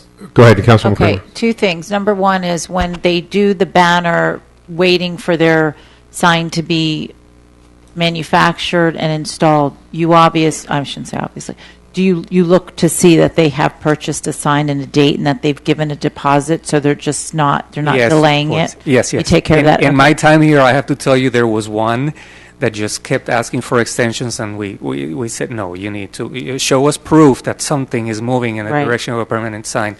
And so we were able to force the issue there. So we make sure that code Yes, does that. yes. And then I really think that 60 days is too long, in my opinion. I think that 30 days, especially if it's Oktoberfest, you put it up the first of, or a month prior to that. If it's St. Patrick's Day, you don't need to put it up in January. You put it up in February. So I personally think that, 30 days is more than enough to advertise for a special event. I think 60 days is way too far out for me. I notice that when I go down to South Miami or anywhere where they have events, I don't see those banners for the art shows, 2 months in advance. Maybe I do, but you live down there, you go there every all the time, but I don't.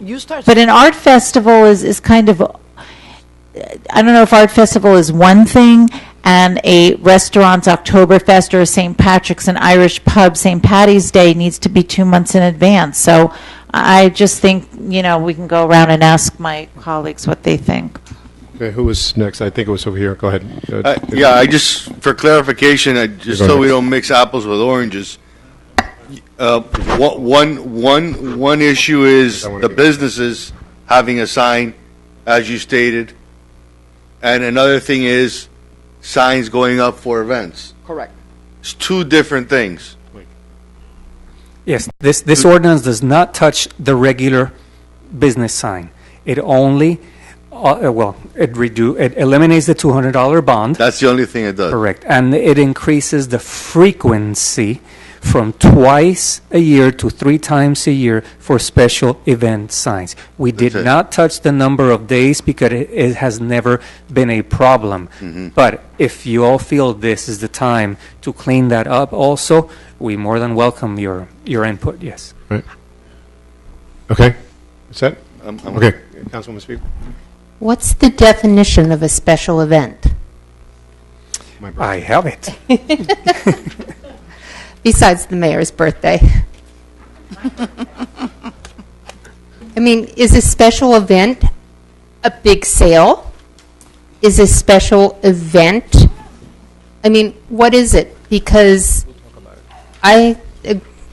with Councilwoman, I think Councilwoman Kramer made a good point, I think Councilwoman Smith made a good point, that I'm not sure that I want a business to have 180 days a year to advertise giant sale or liquidation sale or, Father's Day sale doesn't require 60 days. Correct. So what's the definition of a special event? I will read it to you. Special event sign. A sign which calls attention to a business grand opening, civic event or meeting, or other similar activity of a temporary nature which has been approved by the city manager or designee pursuant to Section 24-147.2C. What's the pursuit In English, please. Yeah, that part I will have to find for you. Special event signs, here we go. Special event signs may be permitted upon application by the city manager or his designee for a specified purpose and for a period of time not to exceed 60 days prior to the special event to which they relate. The maximum allowable sign area for a special event sign shall be determined by a city manager or designee and shall be in proportion to the building and or zone lot upon which it is located. But in no event shall the maximum sign of the area exceed 45 square feet. There's a few more. You want me to read? But it doesn't define a special event. No, it only as far as it goes, it's a sign which calls attention to a business grand opening, civic event or meeting, or other similar activity of a temporary nature. And just to follow up, but in following that, it was at the discretion of the manager, right? That was the person who was. Correct, or designee, yes, and I mean, right. It was an administrative call, in other words. Yeah, in granting an application for, this is also within the special event, within Section C. In granting an application for a special event sign, the city manager or designee may place reasonable restrictions upon size, type, color, location, and other characteristics of such sign in furtherance of the purpose set forth in this section. I mean, my other question is, can a special event be an ongoing thing? I mean, it's like the Renaissance Fair up in Broward County goes on for a month. So is that one special event, or is it, if it's 4 weekends, 4 different special events? I'm just trying to figure out if we have some clarity, but basically I'm in agreement with some of my fellow council members that I'm not really happy about the idea of 180 days of banners advertising special events. without some compelling reason. Okay, hold on. Let me go Councilman Pierre and then Councilman Martel, and then we'll come Thank back you, around. Mr. Mayor, for recognizing me. Actually, I'm taking on a different perspective. We want businesses in our city. We want to attract business. I don't see anything that is detrimental to the city if somebody wants to advertise a new business. I'm new on the block. This is something new that you don't have. And here's my banner within regular size, time, dimension, whatever they want. I do everything. And the second part of the resolution is the part that Carlos just read. If we think it's abusive, it doesn't make sense, they have the authority. We give the authority to the manager or her designee to stop it. So what we're trying to do, for my understanding, we're trying to stop it even before they have a chance to say, welcome to our city, we here, we do this, especially for new business. I think this is something that will make the city look good. It's going to attract more businesses. This is something I think we should support. Okay. Hold on one second, because Just wanna City remind Attorney you- wanted to yeah, weigh in on just- one just thing. Give us. want to remind you that you have a very narrow issue that has been presented to you, and that deals with the issue of a bond. And for you all to start discussing the entire ordinance and what tweaks to make or what to allow or what not to allow is not before you today. To be I fair, just want to remind you of that. to be fair, Well, if I may. Yeah, go ahead, and then we're going to come back here. City Attorney, the initial impetus was to get rid of that bond requirement. In looking over this, staff has really identified certain clarifications and just improvements. So one thing Carlos didn't mention, there's a provision in here that says you could have 3 signs per facade. We knew that that wasn't right, so that's being corrected to 1 sign per facade. A corner building can have 1 on each. If you have 3 frontages, I suppose you could have 3, but not 3 on 1 facade. That's overkill. So we tried, in this context of getting rid of the banner bond, to also just make improvements, clarifications, and one was the one type was 3 times a year, the other was 2 times a year, one was 60, Got it. one was 90. We're trying to harmonize it, just make it more rational. All right. That's all we're trying Thanks. to do. Councilwoman Martel?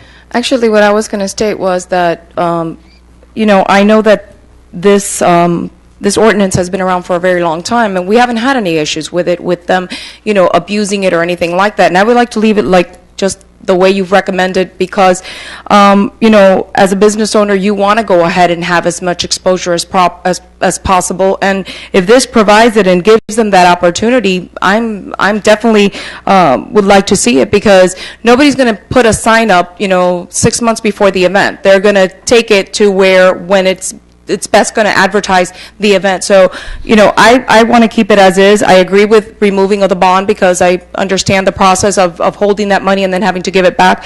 And if adding one more time during the year helps our businesses to get the word out there, I greatly support it. So Okay. I don't see a problem with it. Thank you. The way it is. All right, before we go around for a second round, let me just say my quick piece. I got to tell you, I agree with pretty much everything that's been said up here tonight. Everybody's raised some very good points. I've got to tell you, if I would have first seen this thing and said it's 60 days, I would have agreed, I guess, with Councilwoman Kramer. That's way too long. But I'm hearing what you said, that it obviously is not a problem, and this ordinance basically exists today, just as it is. The only difference is that they have to post a bond, some extra paperwork. So obviously, it's not a problem today, so I'm inclined to make the tweaks that you recommended. And you know what? If all of a sudden the city starts looking like a flea market, the very next meeting, this ordinance will be right back before us to be reined in. But I agree with Councilman Pierre. I absolutely want to be as accommodating as possible for every business. The thing that I saw here, there's 2 things that make me comfortable. One of them is that there's an administration, the administration has to weigh in on something. So if somebody comes in and says, well, I want to have, a 3-month, it's my 3-month sale, whatever it is, it's just something ridiculous, then the administration can say, no, you can't do it that way, you know. So I think I want to give the discretion as it exists now with the city, with the administration.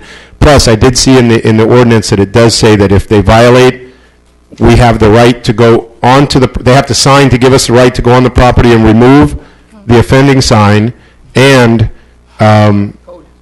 code, and they also get a code violation. So if it hasn't been a problem up until now, I'm inclined to make these tweaks, streamline your operation, make make it more efficient and easier both for our businesses and for our staff, reserving the right that if it ever becomes a problem, we'll reel it right back in and we'll deal with it at that time. So that's my feeling on it. Who wanted a second bite at the apple here? Councilwoman Smith, right? I just wanted to say that I knew that was the purpose of this. I spoke at length with the city attorney and the city manager. The purpose was strictly to take away the fact that you have to give a bond in order to put up a banner. I totally agree that that's not necessary. I just thought if I happen to agree with Councilwoman Kramer that I felt 30 days, but you know what? I have absolutely no problem passing it. I wanted to know what my other colleagues felt because we are on the very beginning of the ladder with development and businesses, and at the same time that we want to bring in some high-end properties and high-end businesses to the city, we don't want them to also say, look at the city, but if you feel it's going to, that we'll notice, and as the mayor said, quote unquote, looks like a flea market, then, and that makes a detriment to our businesses, then we can always bring it back and readdress it. Thank you for the second bite. Anyone else?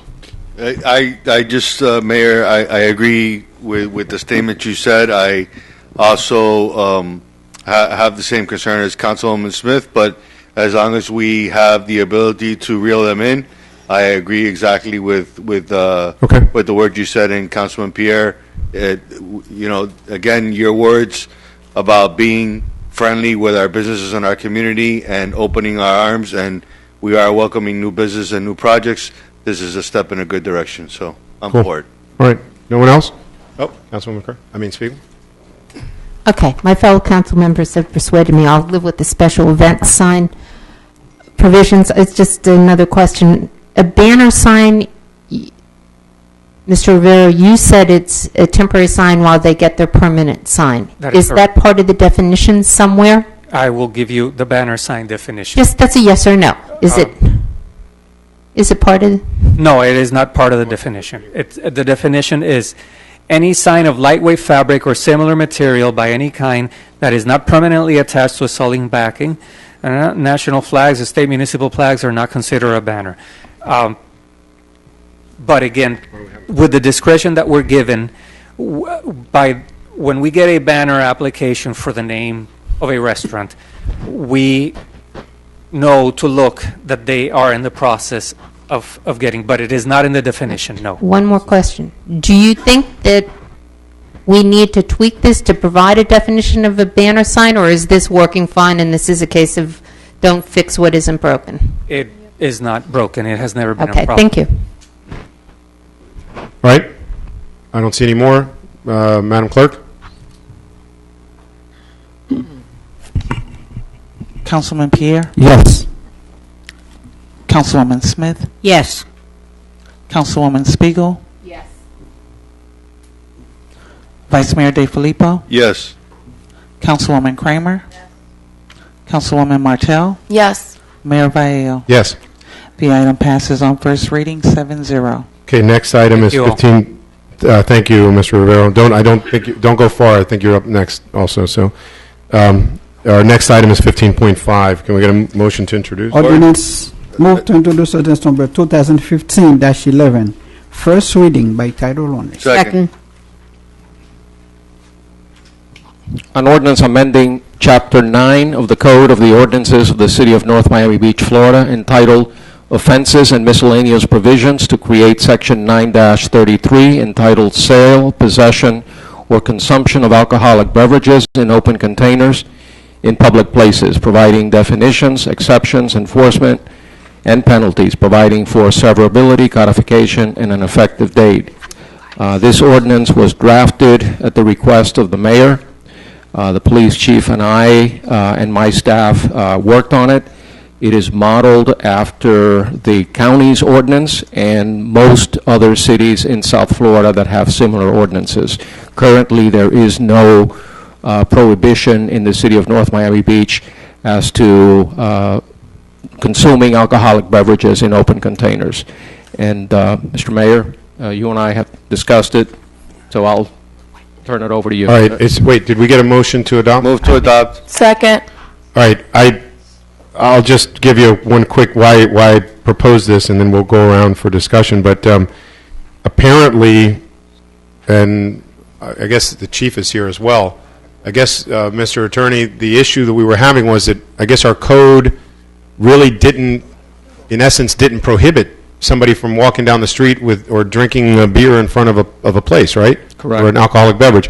So I didn't think that was appropriate, and the city attorney said, well, we need to tweak our ordinance, so here it is. So, well, this is actually more than a tweak. We had nothing in our books dealing with... I stand corrected. We had nothing. I thought we had something. I thought we had a shred. We had some state law statutes that really didn't deal with the issue. What this ordinance also does is that it requires businesses that sell alcoholic beverages to post a sign saying that it is unlawful to consume or possess an open container of alcohol outside of the premises. And it creates violations for that. And again, it's consistent with what the county and other cities have done. Right. And that's what it deals with. Okay, thank you. Chief, was there anything you wanted to add on this, or you just want to be on standby for any questions? No, I think it's very important to mention that the way that the ordinance is crafted, it gives a wide variety of discretion available as well, via civil infractions, or it can go all the way up to criminal, depending on what the situation is.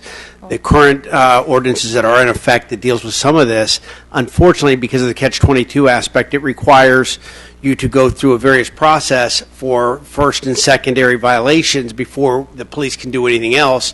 We don't have the vehicle for the first and secondary violations, so it makes it basically impossible to enforce the current laws the way they're written, so it was necessary. All right, thank you. Discussion? No? That's easy. Madam Clerk? Councilwoman Smith? Yes. Councilwoman Spiegel?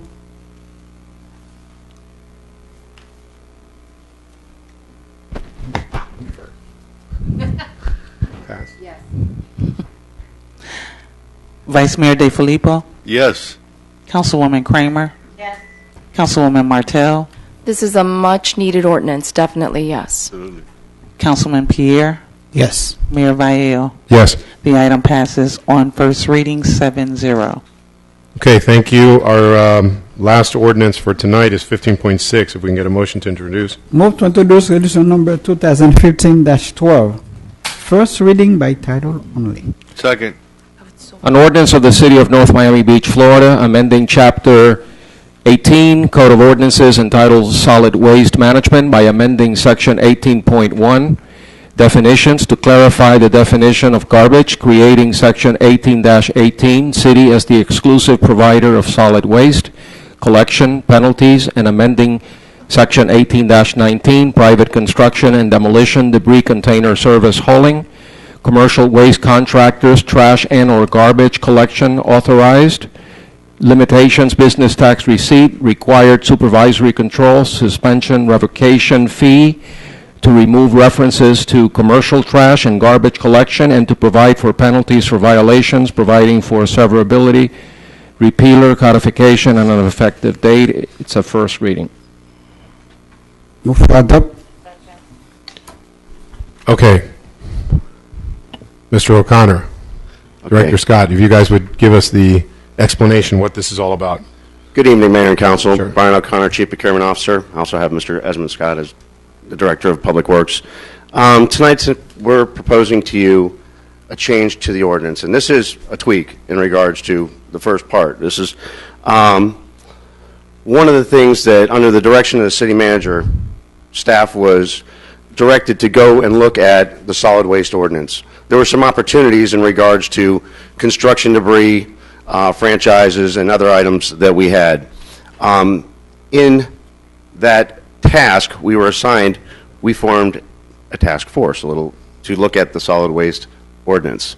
What we found was the current practice and what we're doing, the business practice we're doing for solid waste, does not match what the city code says. So with that, we spoke with the city attorney's office, we spoke among staff, and we're bringing to you tonight a change to the method of which we have for codification. So what that says is that right now that private haulers can go through a BTR process and apply to actually do removal of garbage. We're asking for removal of garbage and trash from that aspect. There's also provisions in this code that provide for penalties for those who violate this issue. And also it gives direction to staff in regards to how they would go about making those penalties or fines and fees. Scott, do you have anything to add to that? Good evening, all. I would just simply put it as this. There are unauthorized and unregulated entities that are picking up solid waste within this city. Cities have a responsibility to be proprietary when it comes to solid waste, and we have an opportunity now to do that. To not do that will continue to have these unregulated and unauthorized entities coming in, destroying the infrastructure, not predictably contributing to the safe health, safety, and welfare of our residents, and to do a continual bleeding, so to speak, of and taking over what is proprietary ours. In other words, it's fiscally irresponsible, it's not safe, and it doesn't align with our vision in your strategic plan. Okay. Well, All right. Let's let me start discussion. Let me go here and then I'll go here and we'll go back and forth. Councilman DeFilippo. It's kind of funny. I wrote that exact word down as you said it. It is not fiscally or economically responsible, and it is our fiduciary responsibility to make sure that this process is done correctly. And this loophole was found, and you have isolated it. You have brought it before us today, and I think that this is so overdue, more than a library book that you would have to return and probably buy the library for so many years. And I'm so proud of our staff that have brought this forward, because this represents so much money to our city that in the years past we have failed to see this little loophole, and today we're going to seize it, I hope with the support of our council. So I'm behind you 110%, and I thank you and your department for making sure we got this isolated. Thank you. Thank you. Councilman Pierre? My turn? I'm going like this. Okay, from my understanding, staff and others have discovered at least 25 businesses who don't use the system, who contracted with outside vendors to pick up the garbage. So what this ordinance is doing to make sure that we have control of it, so they don't go outside. I just want to put that on the table as a clarification. We're not outsourcing anything. We're just trying to prevent private businesses from leaving the city and our other personal individual contractors. Even though they were responsible, even though they didn't destroy any property, they still cannot do it, because until we release that power to them, we still have the duty to control our sanitation. Thank you. Yeah, go ahead.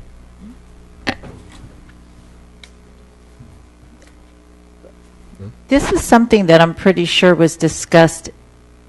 I don't know, how long have you been here, Brian? How long have you been? 6 years. I mean, this was discussed, I think, way back when when Roz was our city manager. They had identified these 25, or we identified properties, correct? The customer accounts. Right, customer account. Where we identified a bunch of customers that weren't paying a franchise.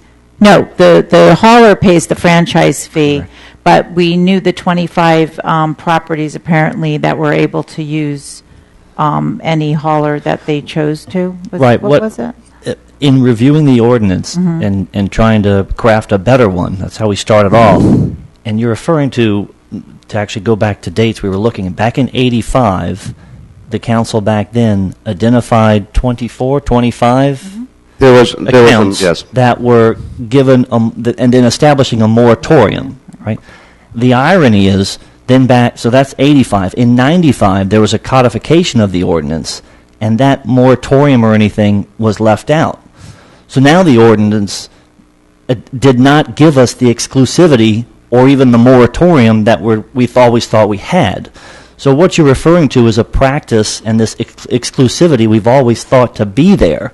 But when in 95, when it was codified, the ordinance was updated, it was relinquished. And so now what we're doing is saying, oh, wait a minute, we need to cobble this back together and put it back to reflect the business practices that we want. We want the exclusivity, we want the exclusive control of sanitation. Right. But so what you're referring to, there were those 24, 25 accounts that were in that moratorium, but it was relinquished when the ordinance was recodified right, and wasn't included. And it's just amazing that past managers, knowing what they knew, didn't look further to do what we're doing today. So it really just goes to show you how things in this city have, since I've been here, so God knows what was happening before I got here, but that's probably why I ran for office, was because things just didn't seem organized and running, efficiently. And anyway, so I just want to, I want to recognize the city manager and, of course, Brian and Esmond and everyone, and Barbara and Mac, and that put their heads together and brought this forward, because it's ridiculous almost that we're a city not having something like this, in our ordinance and in our. The attorney's office was a great help for this. And the attorney's office. I wasn't looking on the left They should be side. heralded. It was a team effort. Of course. So thank you, everyone, for working together. Councilwoman Smith? Thank you. I just have a few questions. I've gone over them with the city attorney and the city manager. My questions are, one is, one of the 29 or 28 people did get a license with the city for their business, and how are we as a municipality going to take away that hauler's right with the license to pick up from their property they pick up from? The person that owns the property may have a contract. It may be a 3-year contract. It happens to be a hospital. May have a 5-year contract. How are we going to do that? Okay, I'll address part of that, if I could. In regards to, one of the haulers does actually have a BTR for commercial garbage. On their BTR license, it specifically states for hospitals only. Okay? So they have hospital customers on this list in regards to that. In speaking to Mr. Sosa, if he could come up in regards to BTRs, BTRs are on an annual renewal in regards to that process. So every September 30th or October 1st, they have to renew. So if you can speak to the process with BTRs, that would be. Good evening, Candido Sosa Cruz, Director of Co-Compliance and Business and Building Services. As Brian stated, this one business does have a BTR that expires September 30th. They have been in compliance with the provisions of the BTR. As far as moving forward past October 1st, I will let the legal department discuss that matter. Okay. And then my other questions, has anybody done an economic study to see adding these 25 businesses to our workload? Do we have the staff? Do we have the timing? Do we everything all set? And have we also noticed by any of the 29 people what the difference there will be in their in their cost of their private hauler and the cost of the city's hauler. And if it's a phenomenal difference for a business, which would be a shock, as my council has alluded to, we want business to be happy in North Miami Beach, and we want them to stay in North Miami Beach. Right, but we want them to be legal. Okay, I can again answer. Well, the hauling company is the illegal company because they didn't come and get a permit. But my question is to the businesses, because I know in North Miami, the restaurant we went to, when they went to a private business, private waste company to pick up the garbage company, they doubled at the commercial the cost of the commercial, and they had to sell their business. So my question is, just a simple question, has anybody checked to see if there's a significant difference in what the cost will be to the people that own the 28 or 29 businesses? On private businesses, they're negotiating their own contracts with these haulers, so we have no idea of what they're paying to them. Right. We know what our rates are as of today for sanitation, and we know approximately what they're using for cubic yards in regards to the size of their containers. We have done some look at what basically it would cost or what we would actually realize as revenue from that standpoint. So my question again now is, as a business standpoint, for us being in charge of the businesses running well in our city, what we can do for them and what we can't, but what we can do, my question is, if their rate is significantly much more than what they negotiated with their hauler, do we want to give them a period of time so that they can, maybe to September 30th, for these businesses to be able to, it's a difference of a few months, but to adapt to what the new pricing will be? I think what you're getting at, Councilwoman Smith, is our notification process and the time frame that we would give these businesses to really come into compliance. Well, I think that that's an important equation in this ordinance because, again, no one knows what they pay. And because we don't know what they pay, if they've made a deal, if their cousin owns the hauling, whatever, how many citations, how many problems did you have in the last 5 years because they had private haulers? What happened to what was your problems with the city? What was the roads ruined? Were there accidents? Councilman Smith, in the past when we have found out that a business is operating and circumventing the BTR system, we have gone to them and we have told them that this is incorrect, and more often than not, much more often than not, they have complied. But Mr. Serta just said that he knew, that they knew that there were these businesses in the past that didn't have the correct licensing. That's correct. And what we're looking to do is... No, but did we go to the businesses then, and then why didn't they comply, and why didn't we fine them to such a degree or shut them down? Our understanding was the moratorium existed.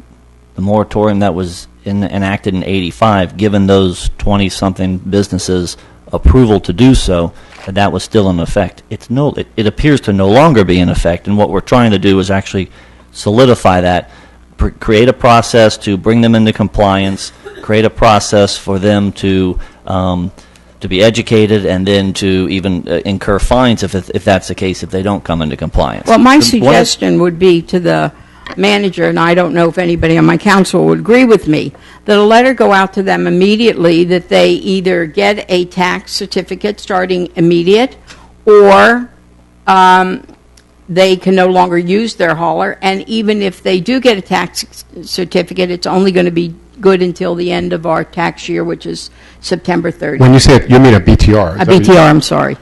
BTR. They would require, under the current legislation that's in front of you, or that you've had, they would require them to come to council to get approved. So right now, there's one company that was approved. We have two companies, actually. We have one company that was approved for garbage collection of hospitals only. There is another one that has trash, and that's in this ordinance as well. Those were pre-approved back in the 80s in regards to actually even one in 67. Those approvals came, but they would have to actually come fill out a BTR application. It would have to come through council to approve it to actually even get through that process.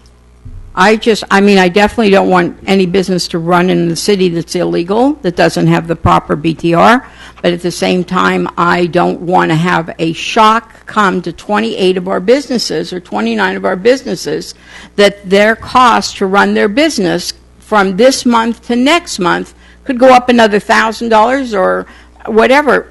Some businesses get picked up twice a week. Okay. What's that? Yeah, Okay, let me that give, was the Council- direction to the management. Okay. I wanted to get a response. Okay, well, let's go, we'll go back around with Councilwoman Spiegel. I'm wondering if it wouldn't be prudent, even if it's, I don't know that it's legally required, but when we're passing or giving variances that are going to impact the people who are in the area, we send them written notification. Have we sent written notification to these businesses that in less than 90 days we're going to impose a change upon them? Well, that's why we're coming here for the first reading of this ordinance. But we will take those steps to inform those individuals. Well, but if we had notified these people, I'm surprised that there's not a single business owner that Me too. has appeared tonight and said, this is going to impact me, why are you doing this, or whatever. And truthfully, I didn't hear an answer when Councilwoman Smith asked if we've done an analysis, do we have the ability to meet the needs of these businesses? And I don't know what they are, and that's just a yes or no. Have we done the analysis to know that we can meet the needs of these 28 businesses? Esmond? Esmond, the question is, do you have the capacity to service the vendors? And I have not done an analysis, but it is our business to collect solid waste within the city, and then we'd have to do it. Okay. Okay. I want to move on. The other part of this is the construction and demolition and the debris and whatever. Are those people, those entities, now not required to get a permit? For a permit for their BTR, for their container? They have to go. Well, when... They have to get a BTR. They have to be... No. Currently, are they required? If you hire XYZ company to bring a dumpster because you're going to remodel your kitchen, are they required right now to XYZ Corporation to have a permit?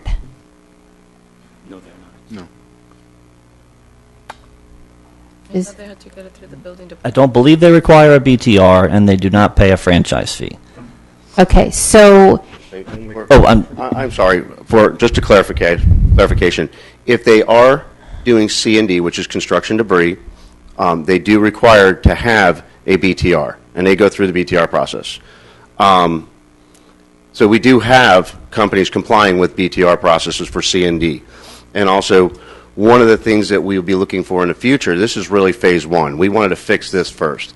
But we will be bringing back further legislation that will also go through that part of the C&D and also commercial recycling and bring back franchises, because we're taking the assumption that we have franchises. We do not have franchises right now. That's one of the opportunities, as the manager described, that was the impetus for this task force to look at, to say, BTR cost is really only $100 and something, and that's really for a one-time per payment. The opportunity for revenue from the standpoint of, and it's a common practice, it's not something unique to us. This is a common practice that all of our other municipalities throughout Dade, Broward, and Palm Beach do through franchise. This is best practice. Absolutely a best practice. So what we will be doing is bringing back a second phase, but we wanted to fix this first. This is something that we felt was very imperative to get fixed, but we will have future legislation, that will actually amend this as well. Well, you are amending it right now, so that's what I'm asking. Right, and I'm sorry. If someone is remodeling their bathroom, their kitchen, whatever, and they hire XYZ Corporation, and XYZ Corporation brings a dumpster and sticks it in their driveway, right now, what are they required to do that? They are we have a list of companies, C&D company haulers, that have a BTR. Okay. That list is on our website. When a resident or business owner comes to get a permit to do those renovations, this list is provided to them. The list, the names on the list are companies that have a BTR. Okay. So my other question then is, they're required to have a BTR. They're not required to have any special permit that would require them to have insurance, financial responsibility, the safety, the... That's the next piece of legislation that we will bring forth. Oh.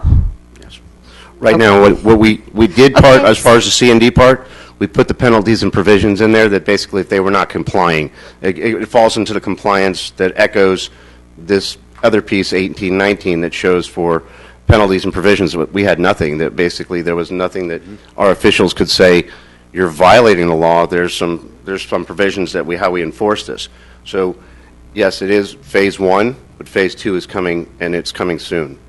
But we want to make sure that that piece is correct. Let me take a shot at it and we'll come back.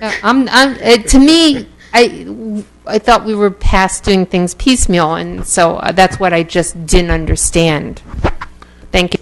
All right, let me take a shot at this because I understand what we're doing here. We are basically closing loopholes and making our ordinance fit the practice of the city, which currently the two do not align. That being said, there have been some interesting comments made here tonight in that we have talked about being friendly to business and helpful to business and everything else. Councilwoman Smith brings up a very, very important point. There is no doubt, I have no doubt, I haven't seen the information, but I will bet you whatever you want, if we call up those 29 people that are getting hauled by private haulers today, and we tell them what their price with us is going to be, they are not going to be happy business people in the city of North Miami Beach. Because our rates are significantly higher than a free market rate. Anyone who denies that should just go out and do some homework, and you'll know what I'm talking about. And the issue is what's going to happen with this for those 29 businesses, Councilwoman, what's going to happen is what exactly happened in North Miami. North Miami used to allow this, and when they sunsetted their provision and they forced everyone to use the city's price table, that's when they ended up on the news with people saying that their price tripled and all this other stuff. So understand what we do here, okay? If we want to be as friendly to the business as possible, then the answer would be very simple. The answer would be to have a free market in commercial pickup and construction debris pickup, and let competition bring the prices down and also force the best level of services. Now, I'm torn about this because I would like to see us eventually get to that kind of a situation, because I believe that would be the best. If you want to give the best option to your businesses, that's what you would do. We would not, tell our businesses in the city, if you want internet, you must take it from, Comcast, or you must take it from AT&T, or you must take it from us. We don't, no one does that. What we do is we say you can choose whoever you want, but we get a tax. Whoever you choose, the city collects a tax on it. And that is what Mr. O'Connor referenced as having a franchise. So the problem we have now is that we're in the middle with some of these things. We're telling people we have to operate a franchise, but yet we're not operating a franchise. We're not charging anything. We're not controlling it. And so what we have today is the worst of all worlds, because we've got people hauling in the city, using the roads, these big trucks backing in and out, they do a lot of wear and tear on the roads and the alleys, wherever they're having to go in. And we're not getting anything, or our taxpayers are not getting anything for the wear and tear that's being done. That being said, the solution to that problem is to fix the ordinance this way. I'm not 100% comfortable with it because I can tell you that I know exactly what's going to happen. Those 29 businesses that you referred to are all going to come here and scream bloody murder in a few months when they get their bill, and their bill has tripled. Well, are you concurring with me then, Mr. Mayor, Well, about the way that they're going to go, that they would have till September? I know. Well, okay, so that's just going to delay the screaming here until October. But they would know. Well, either way, they're going to be screaming because their bill's going to go up. So you just got to be prepared for that. You just got to be prepared for that. But you have the opportunity maybe to sell your business. Wait. Okay, so here's what I would suggest. Okay, I'm going to suggest this. I'm going to support this ordinance because we need to clean up. If we're going to be in the business of operating a franchise, then we need to be in the business of operating a franchise. And when businesses come here and say, I can call, Waste Management and they charge $100 and you guys are charging me $180, then you better explain to them, well, that's the way it goes, and which is the way it's done in many, many other cities. Now, that also being said, I will tell you, ultimately, management, I would like to see us with the advancing of technology and the ability of once we get a handle on what's going inside our city, maybe 3 years from now, maybe 2 years from now, maybe 5 years from now, we can go in that direction to bring the competition in, but charge everyone a franchise fee, make sure that only licensed haulers are in our city, that they are paying us, and we have a way to audit it, we have a way to control it, and so that we can deliver to our residents protection so that we have only licensed haulers in the city, and that also we can give our businesses the benefit of having decent prices because there is competition and that they have a choice in the matter so that we're not just, putting a gun to their head and saying this is who you're going to use and sorry if you don't like it. So I'm going to support this today, but I personally would like to see us evolve our business of solid waste in that direction because that is truly the best way to balance the needs of our revenue with a reasonable price and protection for our residents and our businesses. So that's my position on it. Somebody wanted a second bite at the apple here, somebody? Somebody had their hand up. Go ahead. I just wanted to say, Councilwoman Spiegel brought up a very good point. Between first reading and second reading, I do believe these businesses should be notified. And I also think that we have no choice. I mean, we don't want illegal business in North Miami Beach, and I'm hoping all the other businesses that are required to pay and to get the license, that we look in and make sure they are. But at the same time, in this particular case, because I've had experience with it, I would like to have a little window for people. If this passes in 2 weeks, the next month they're going to get their bill. And I just think that or a fine. And they also need to notify their hauling company. I mean, when are we going to tell them, guess what? Your bill tripled. I think that it's prudent and responsible. We do represent the residents and the businesses that come to this city. That's what we're doing with this, being prudent, responsible. No, but it's prudent and responsible to also answer the 29 people. The haulers were illegal. We need to address them too. We can't throw them under the bus. Well, I will tell you, Councilwoman Smith, driving around with Councilman DiFilippo, we witnessed some of these things, and it's like, what's that company doing here? So that's what triggered. No, I'm not disagreeing with the ordinance. I'm saying that if we're... You want to give notification? I absolutely. All right, okay. I think I agree with you. So let's make sure that we at least Does it take the mayor to agree with soften the you blow. that it's done? Let's soften the blow because you're going to have some unhappy customers. Okay, last one. Shh. Hey, you haven't been recognized. Oh, I'm sorry. Go here and then I'll come over here.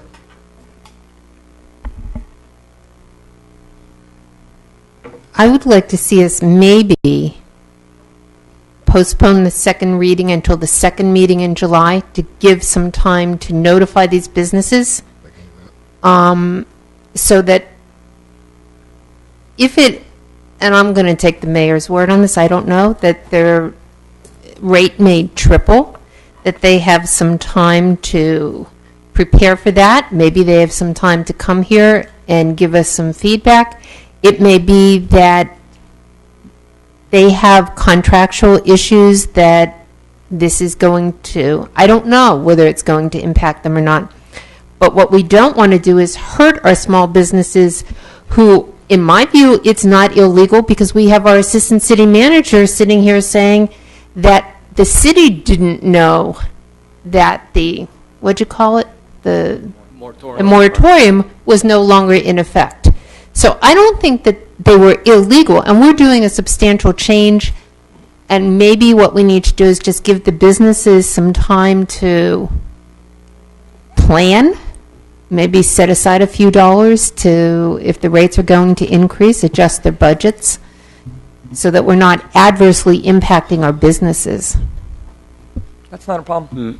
Mr. Mayor. Wait, let me get the city attorney, and then we're going to... I think the request is legitimate for another reason, and I had this conversation with Councilwoman Smith earlier today.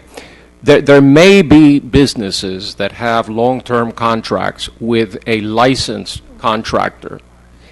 And if that's the case, then we may need, as a matter of law, we may need to carve out certain businesses or certain haulers for a period of time to allow those contracts to finish, because we're not allowed to impair a contract between two private parties, assuming that that contract was legal to begin with.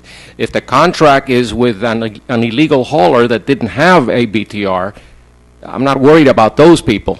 I'm worried about the contractor that has a BTR that has entered into a contract with a customer for 2 years or 3 years, and if we cut those contract rights, we may be exposed to a lawsuit. So we need to find out. We need some time to find out if and how many of these 25 customers fall under that category.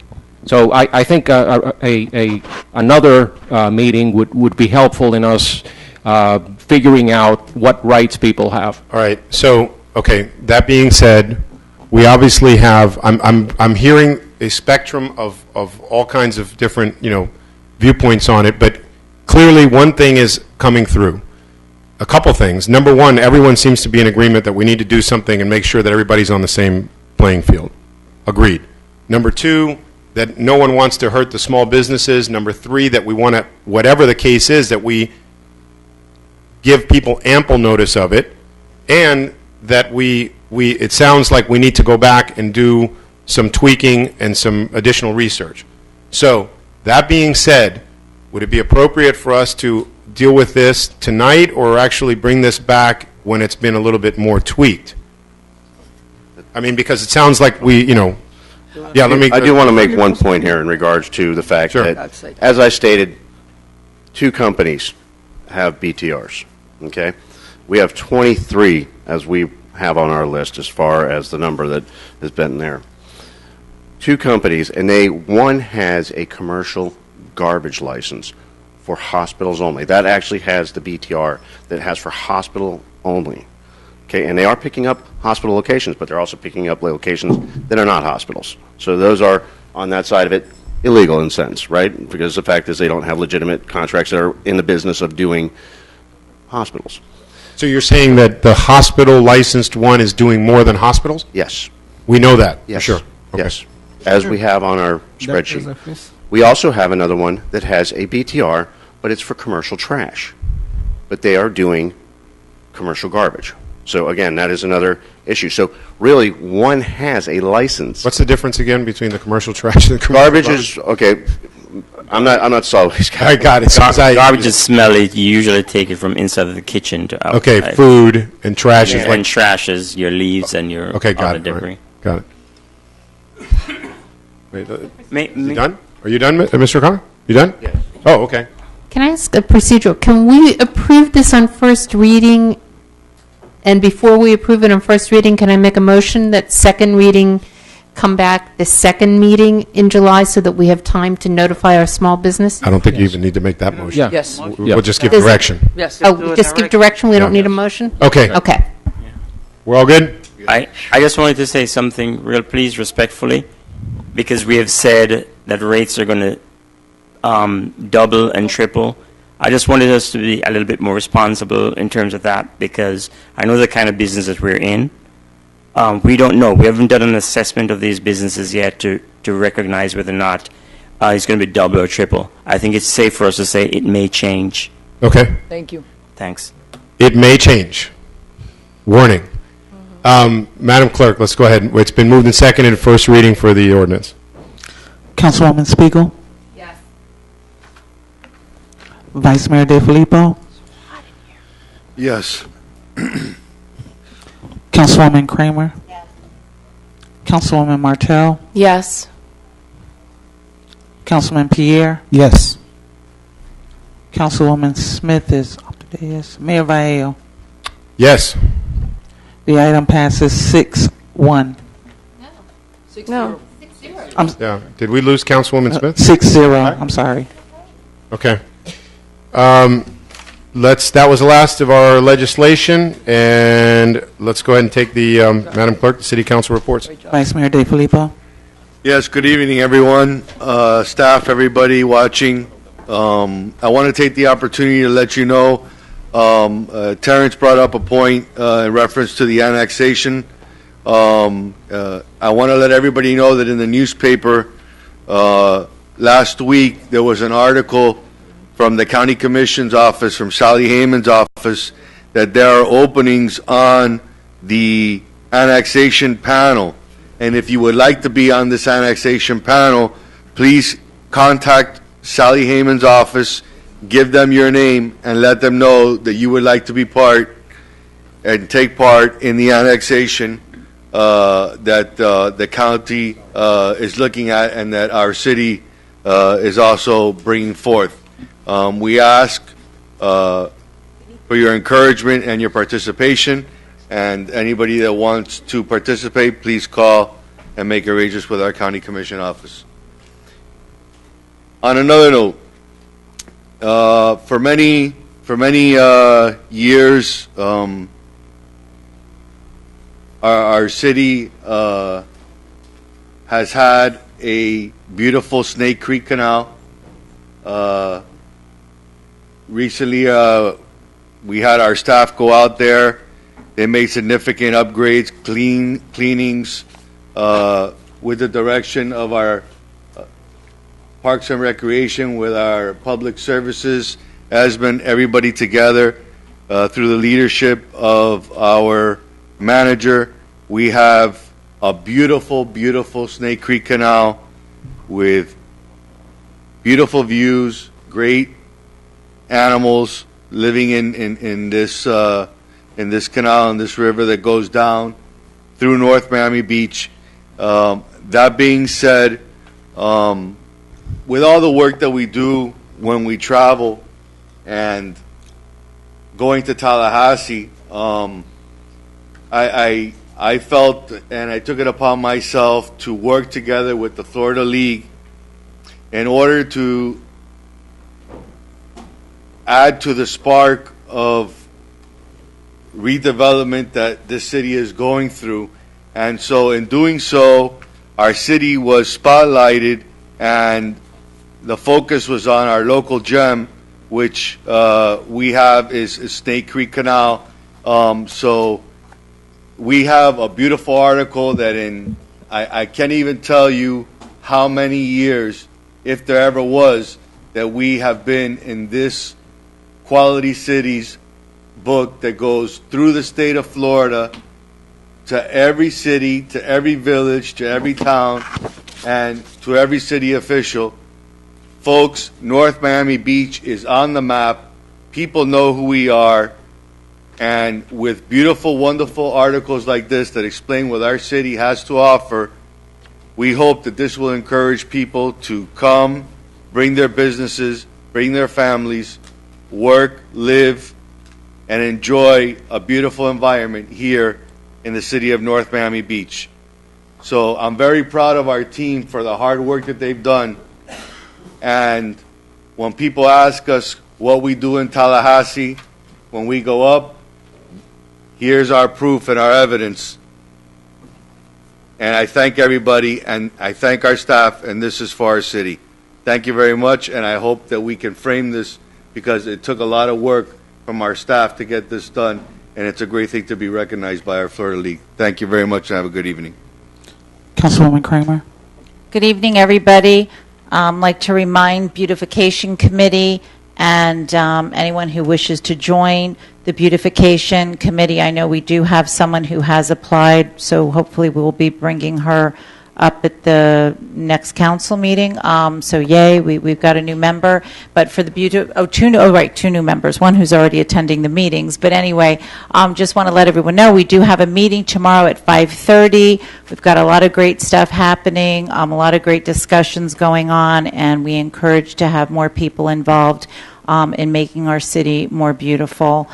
I just want to take this moment to I've been there to offer my condolences, but publicly, our city has lost a very lively member of Washington Park and of the city as a whole. Daryl Thompson grew up here in North Miami Beach, went to all the local schools, and has a very big family. As we all know, Larry, who comes to meetings, and his brother Robert, who is the outreach coordinator for the ethics, the Commission on Ethics at Dade County. Daryl passed away very suddenly this past weekend, Thursday. And we're all been very shaken up about that. I know my colleague, Councilwoman Martell has more information to give you all of arrangements and such, but I just want the Thompson family, the extended family, and the family members that I don't know to know that North Miami Beach is thinking of you, praying with you, will see you through this, and it's just a terrible loss, and I certainly will miss my great discussions with Daryl, my great fights with Daryl, and I'll miss it because Daryl really did have a heart of gold, and he had a lot of meaning in his life, and he was doing a lot of great things with himself and with the young men at Washington Park, and it's just a tragic loss. So my condolences, and like I said, Councilman Martell will follow up with some more information. And with that, have a good evening. Councilwoman Martell. First of all, I'd like to start by letting our residents know that I continue to seek individuals that are interested in joining our education committee. It is a committee that I'm very dedicated to because I want to bring forth some changes to our public school system, our public schools in our area. And when you look at an area to purchase a home, the first thing you want to ask is, where will my kids be going to school? And you want to have schools that they will be happy to be going to. So again, it's an effort to assist these schools and helping them to continue bringing forth. I know that in the past I've heard people tell me, a long time ago I went to an MB. It was a wonderful school, and I want that same feeling to continue going forward with the schools in North Miami Beach. So again, if you could please, if you have a child in the system or if you're involved in the schools, please contact our city clerk's office. Get involved in the education committee, and that will again become another avenue for all of us to work together. A lot of PTA, a lot of parents, I should say, don't join the PTA, especially in middle school and high schools, because they're busy. They have a bigger PTA crowd when it comes to elementary school, but those middle school and high schools, they also need our support. They also need our help. Those schools need us to help them. So by having these meetings at nighttime, it may facilitate the ability to get you more involved in your junior highs and in your high school. So again, I ask you to join the education committee, please. The other information that I had is, as Councilwoman Kramer mentioned, unfortunately last week, Daryl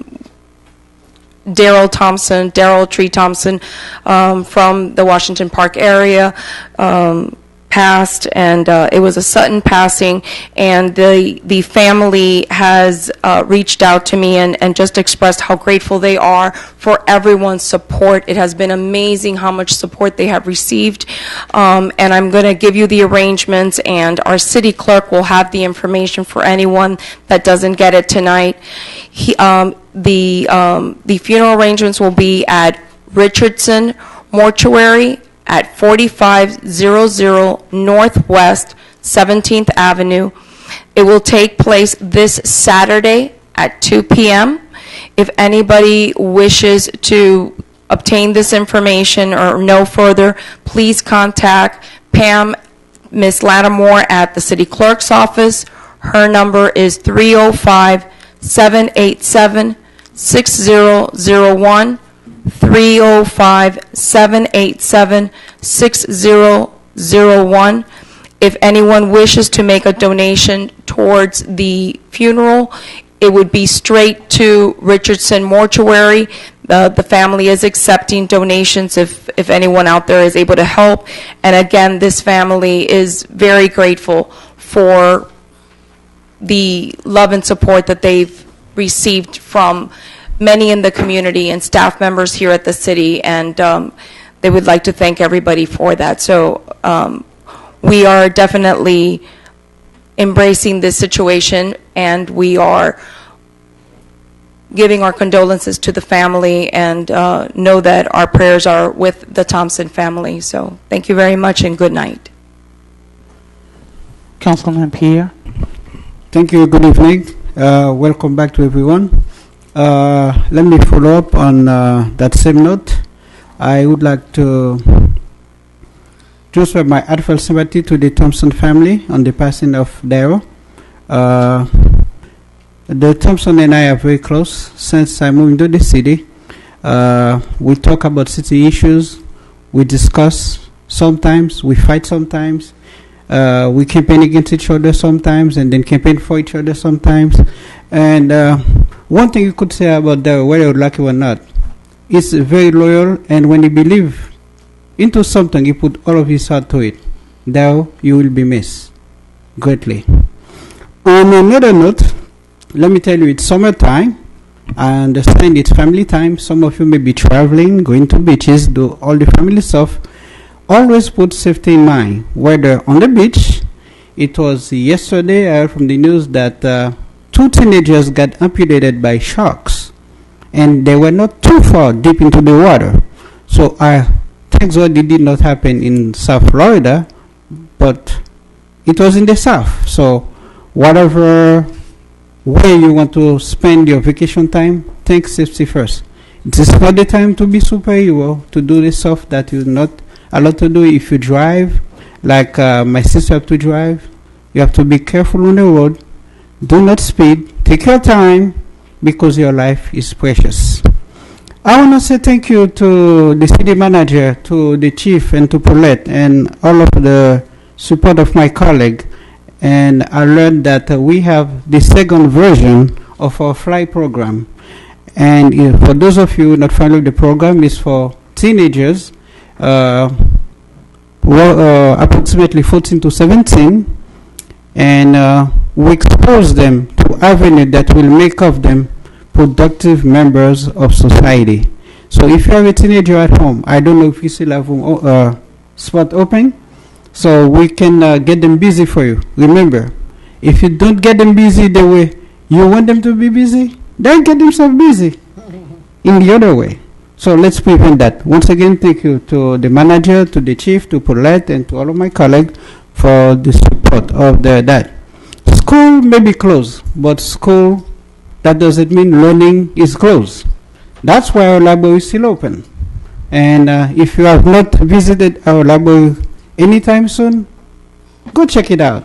Get familiar with our ebooks. See our new world, see our new system, see how it works, and make new friends. And if your child is on free or reduced lunch, Miami-Dade County Public School is providing free lunch every day at some school. If your child attend Oak Grove Elementary, for example, between 12 and 1 every day, lunch is being served. Even though you're not in school, if you belong to that school, you can go there and get your lunch. If you go tomorrow between 12 and 1, I'll be more than happy to be one of your servants. And right after that, I will be attending the school board meetings. I got issues for, how we call it, for sunshine restriction I cannot discuss with you. But I will be attending the school board meeting tomorrow, and I intend to make a presentation on the state of North Miami Beach schools, because I want my school to be the same kind of school if I go to Pinecrest, Sunset, wherever place in the city. North Miami Beach schools should not be second to none. I know there are other colleagues who've been working hard on that. They have prioritized us into second and third category. What I'm going to do, I'm going to try to push us for first category. When you're category 1, that's when your project can be completed within 1 or 2 years. If you're category 2, you 2 to 5 years. And if you're category 3, I would say after 5 years, but I would call it an afterthought. Our school should not be an afterthought. I've discussed with several principals, and tomorrow, right after serving lunch at Ogo, I will be at the school board meeting. Having said that, I wish all a happy summer, and remember, be safe. I love you all. God bless. Good night. Madam Clerk, before we move to the next report, can you please just record Councilwoman Smith's vote on ordinance 2015-12? She had stepped off briefly from the dais. Yes. Okay. I support cleaning up our laws and our books and our monies that we are due. That would change the vote to 7-0. Right, it was unanimous. Okay. Thank you. I was actually going to say that Mr. Brian and Esmond talked too fast. They didn't give me a chance to get back in. Councilwoman Smith, time for your report. Thank you very much. In reference to Darrell Thompson, I think most people know how close Darrell and I were. We became very dear friends the last few years. The one thing I want to say is he wasn't only an original North Miami Beach resident, he was an activist in North Miami Beach to make everything as good as he could. I used to get calls from him twice a week, I would say, that the park lights aren't on, the gates locked, there's no supplies in the recreation. He was my ears and my eyes in Washington Park on just day-to-day living. And I've asked the residents when I went to his house, the next door neighbor, the neighbor across the street. By the way, she's turning 100 on August the 11th. I'll give you her name, and I'd like to honor her in our city, that we have a resident that's 100 years old. And so the thing is I need Washington Park residents to be Darrell's ears and eyes, and I need them to call me. They all have my magnet to tell me the needs of those. I've said it many times. I've said many times that if every municipality in the United States, every little neighborhood, took care of each other the way Washington Park does, what a wonderful world we'd have. The only thing I have a question about is I spoke to Larry Thompson on my way here, and I was late tonight, and he gave me the address of 151st Street Northwest 22nd Avenue at 2 o'clock on Saturday. That's the church. And then from the church... I just sent, and for clarification, so I'll have the... Okay, so call the clerk's office, call 947-7581, ask for the clerk, area code 305, of course, and then they're all coming back here to the McDonald Center. So that was what Mr. Thompson just gave me, and of course, anything that we can ever do for that family, I know that this city is open to make sure that a partner that's taken such good care of us, we're going to take good care of them. May he rest in peace. I want to say congratulations to Commissioner Hayman. She's all over the paper. She's internationally being interviewed in every language and then some, for her success in taking the prisons, the use of prisons, starting to take away such waste by saying that you will give a $100 citation or ticket when there's a very limited amount of marijuana. So I would like our city to direct our chief that we implement that in North Miami Beach. The money goes right to us. Our police do not have to go downtown. And I think it's a fabulous idea, and they've already implemented it in Miami Beach. So you'll talk it over with him and see if that can be done. And I also want to say to everybody out there, I'm finally starting to feel a little better, whatever that was. A lot of people said they've had it.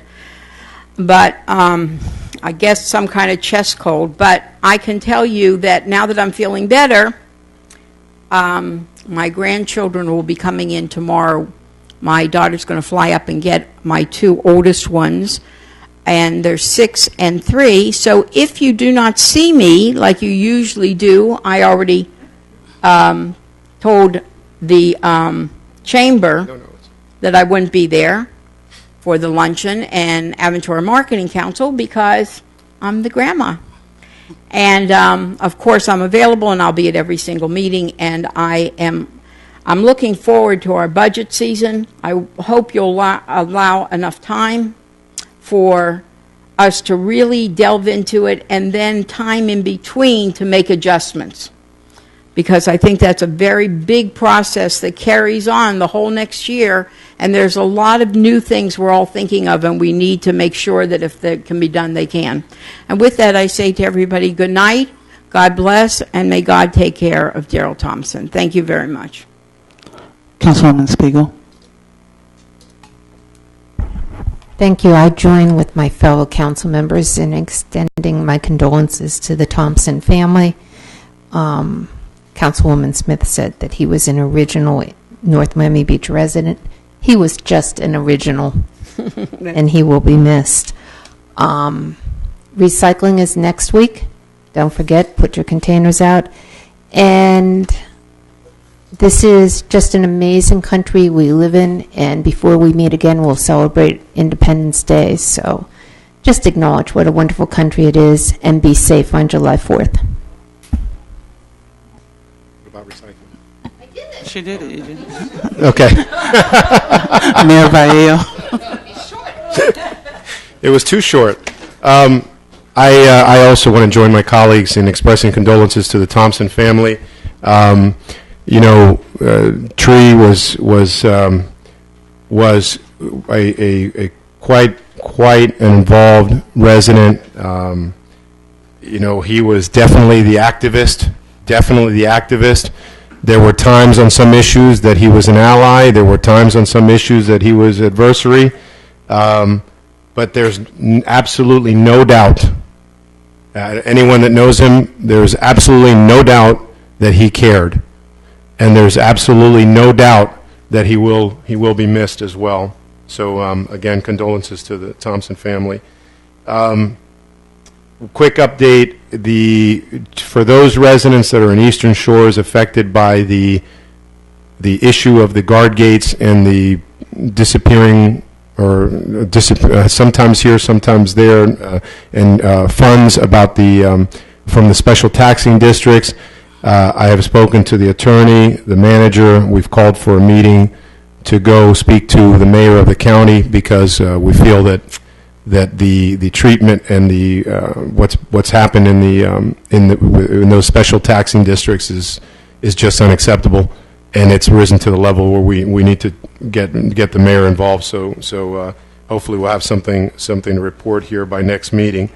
I also want to say thank you and congratulations, echoing Councilwoman Smith's sentiments there. I agree with you 100%. Mayor Levine in Miami Beach, Commissioner Hayman, thank you for bringing forth common sense, progressive legislation that frees up, our police resources from a bunch of petty crimes, and finally bring some common sense to some of these petty crimes that are being prosecuted out there. Budget's coming up. I know that we just got some good news. I guess in some ways it's good news, depending on whether you're paying it or you're receiving it. But we got some good news that the valuation inside the city has gone up, which means that we would experience some additional revenue coming in. I want to just make my voice heard. Manager, everybody, I think you know how I feel. I look at this as this is a windfall of money based on the stroke of a pen from the property appraiser, based on a number that he assigns.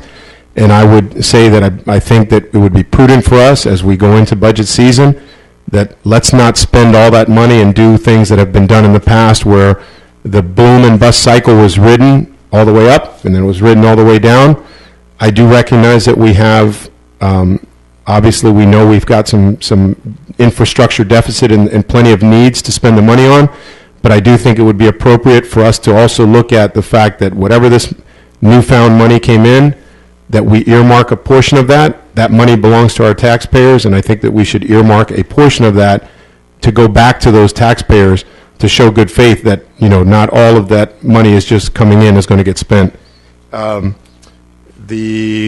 then lastly, I guess it's, 239 years ago to July 4th.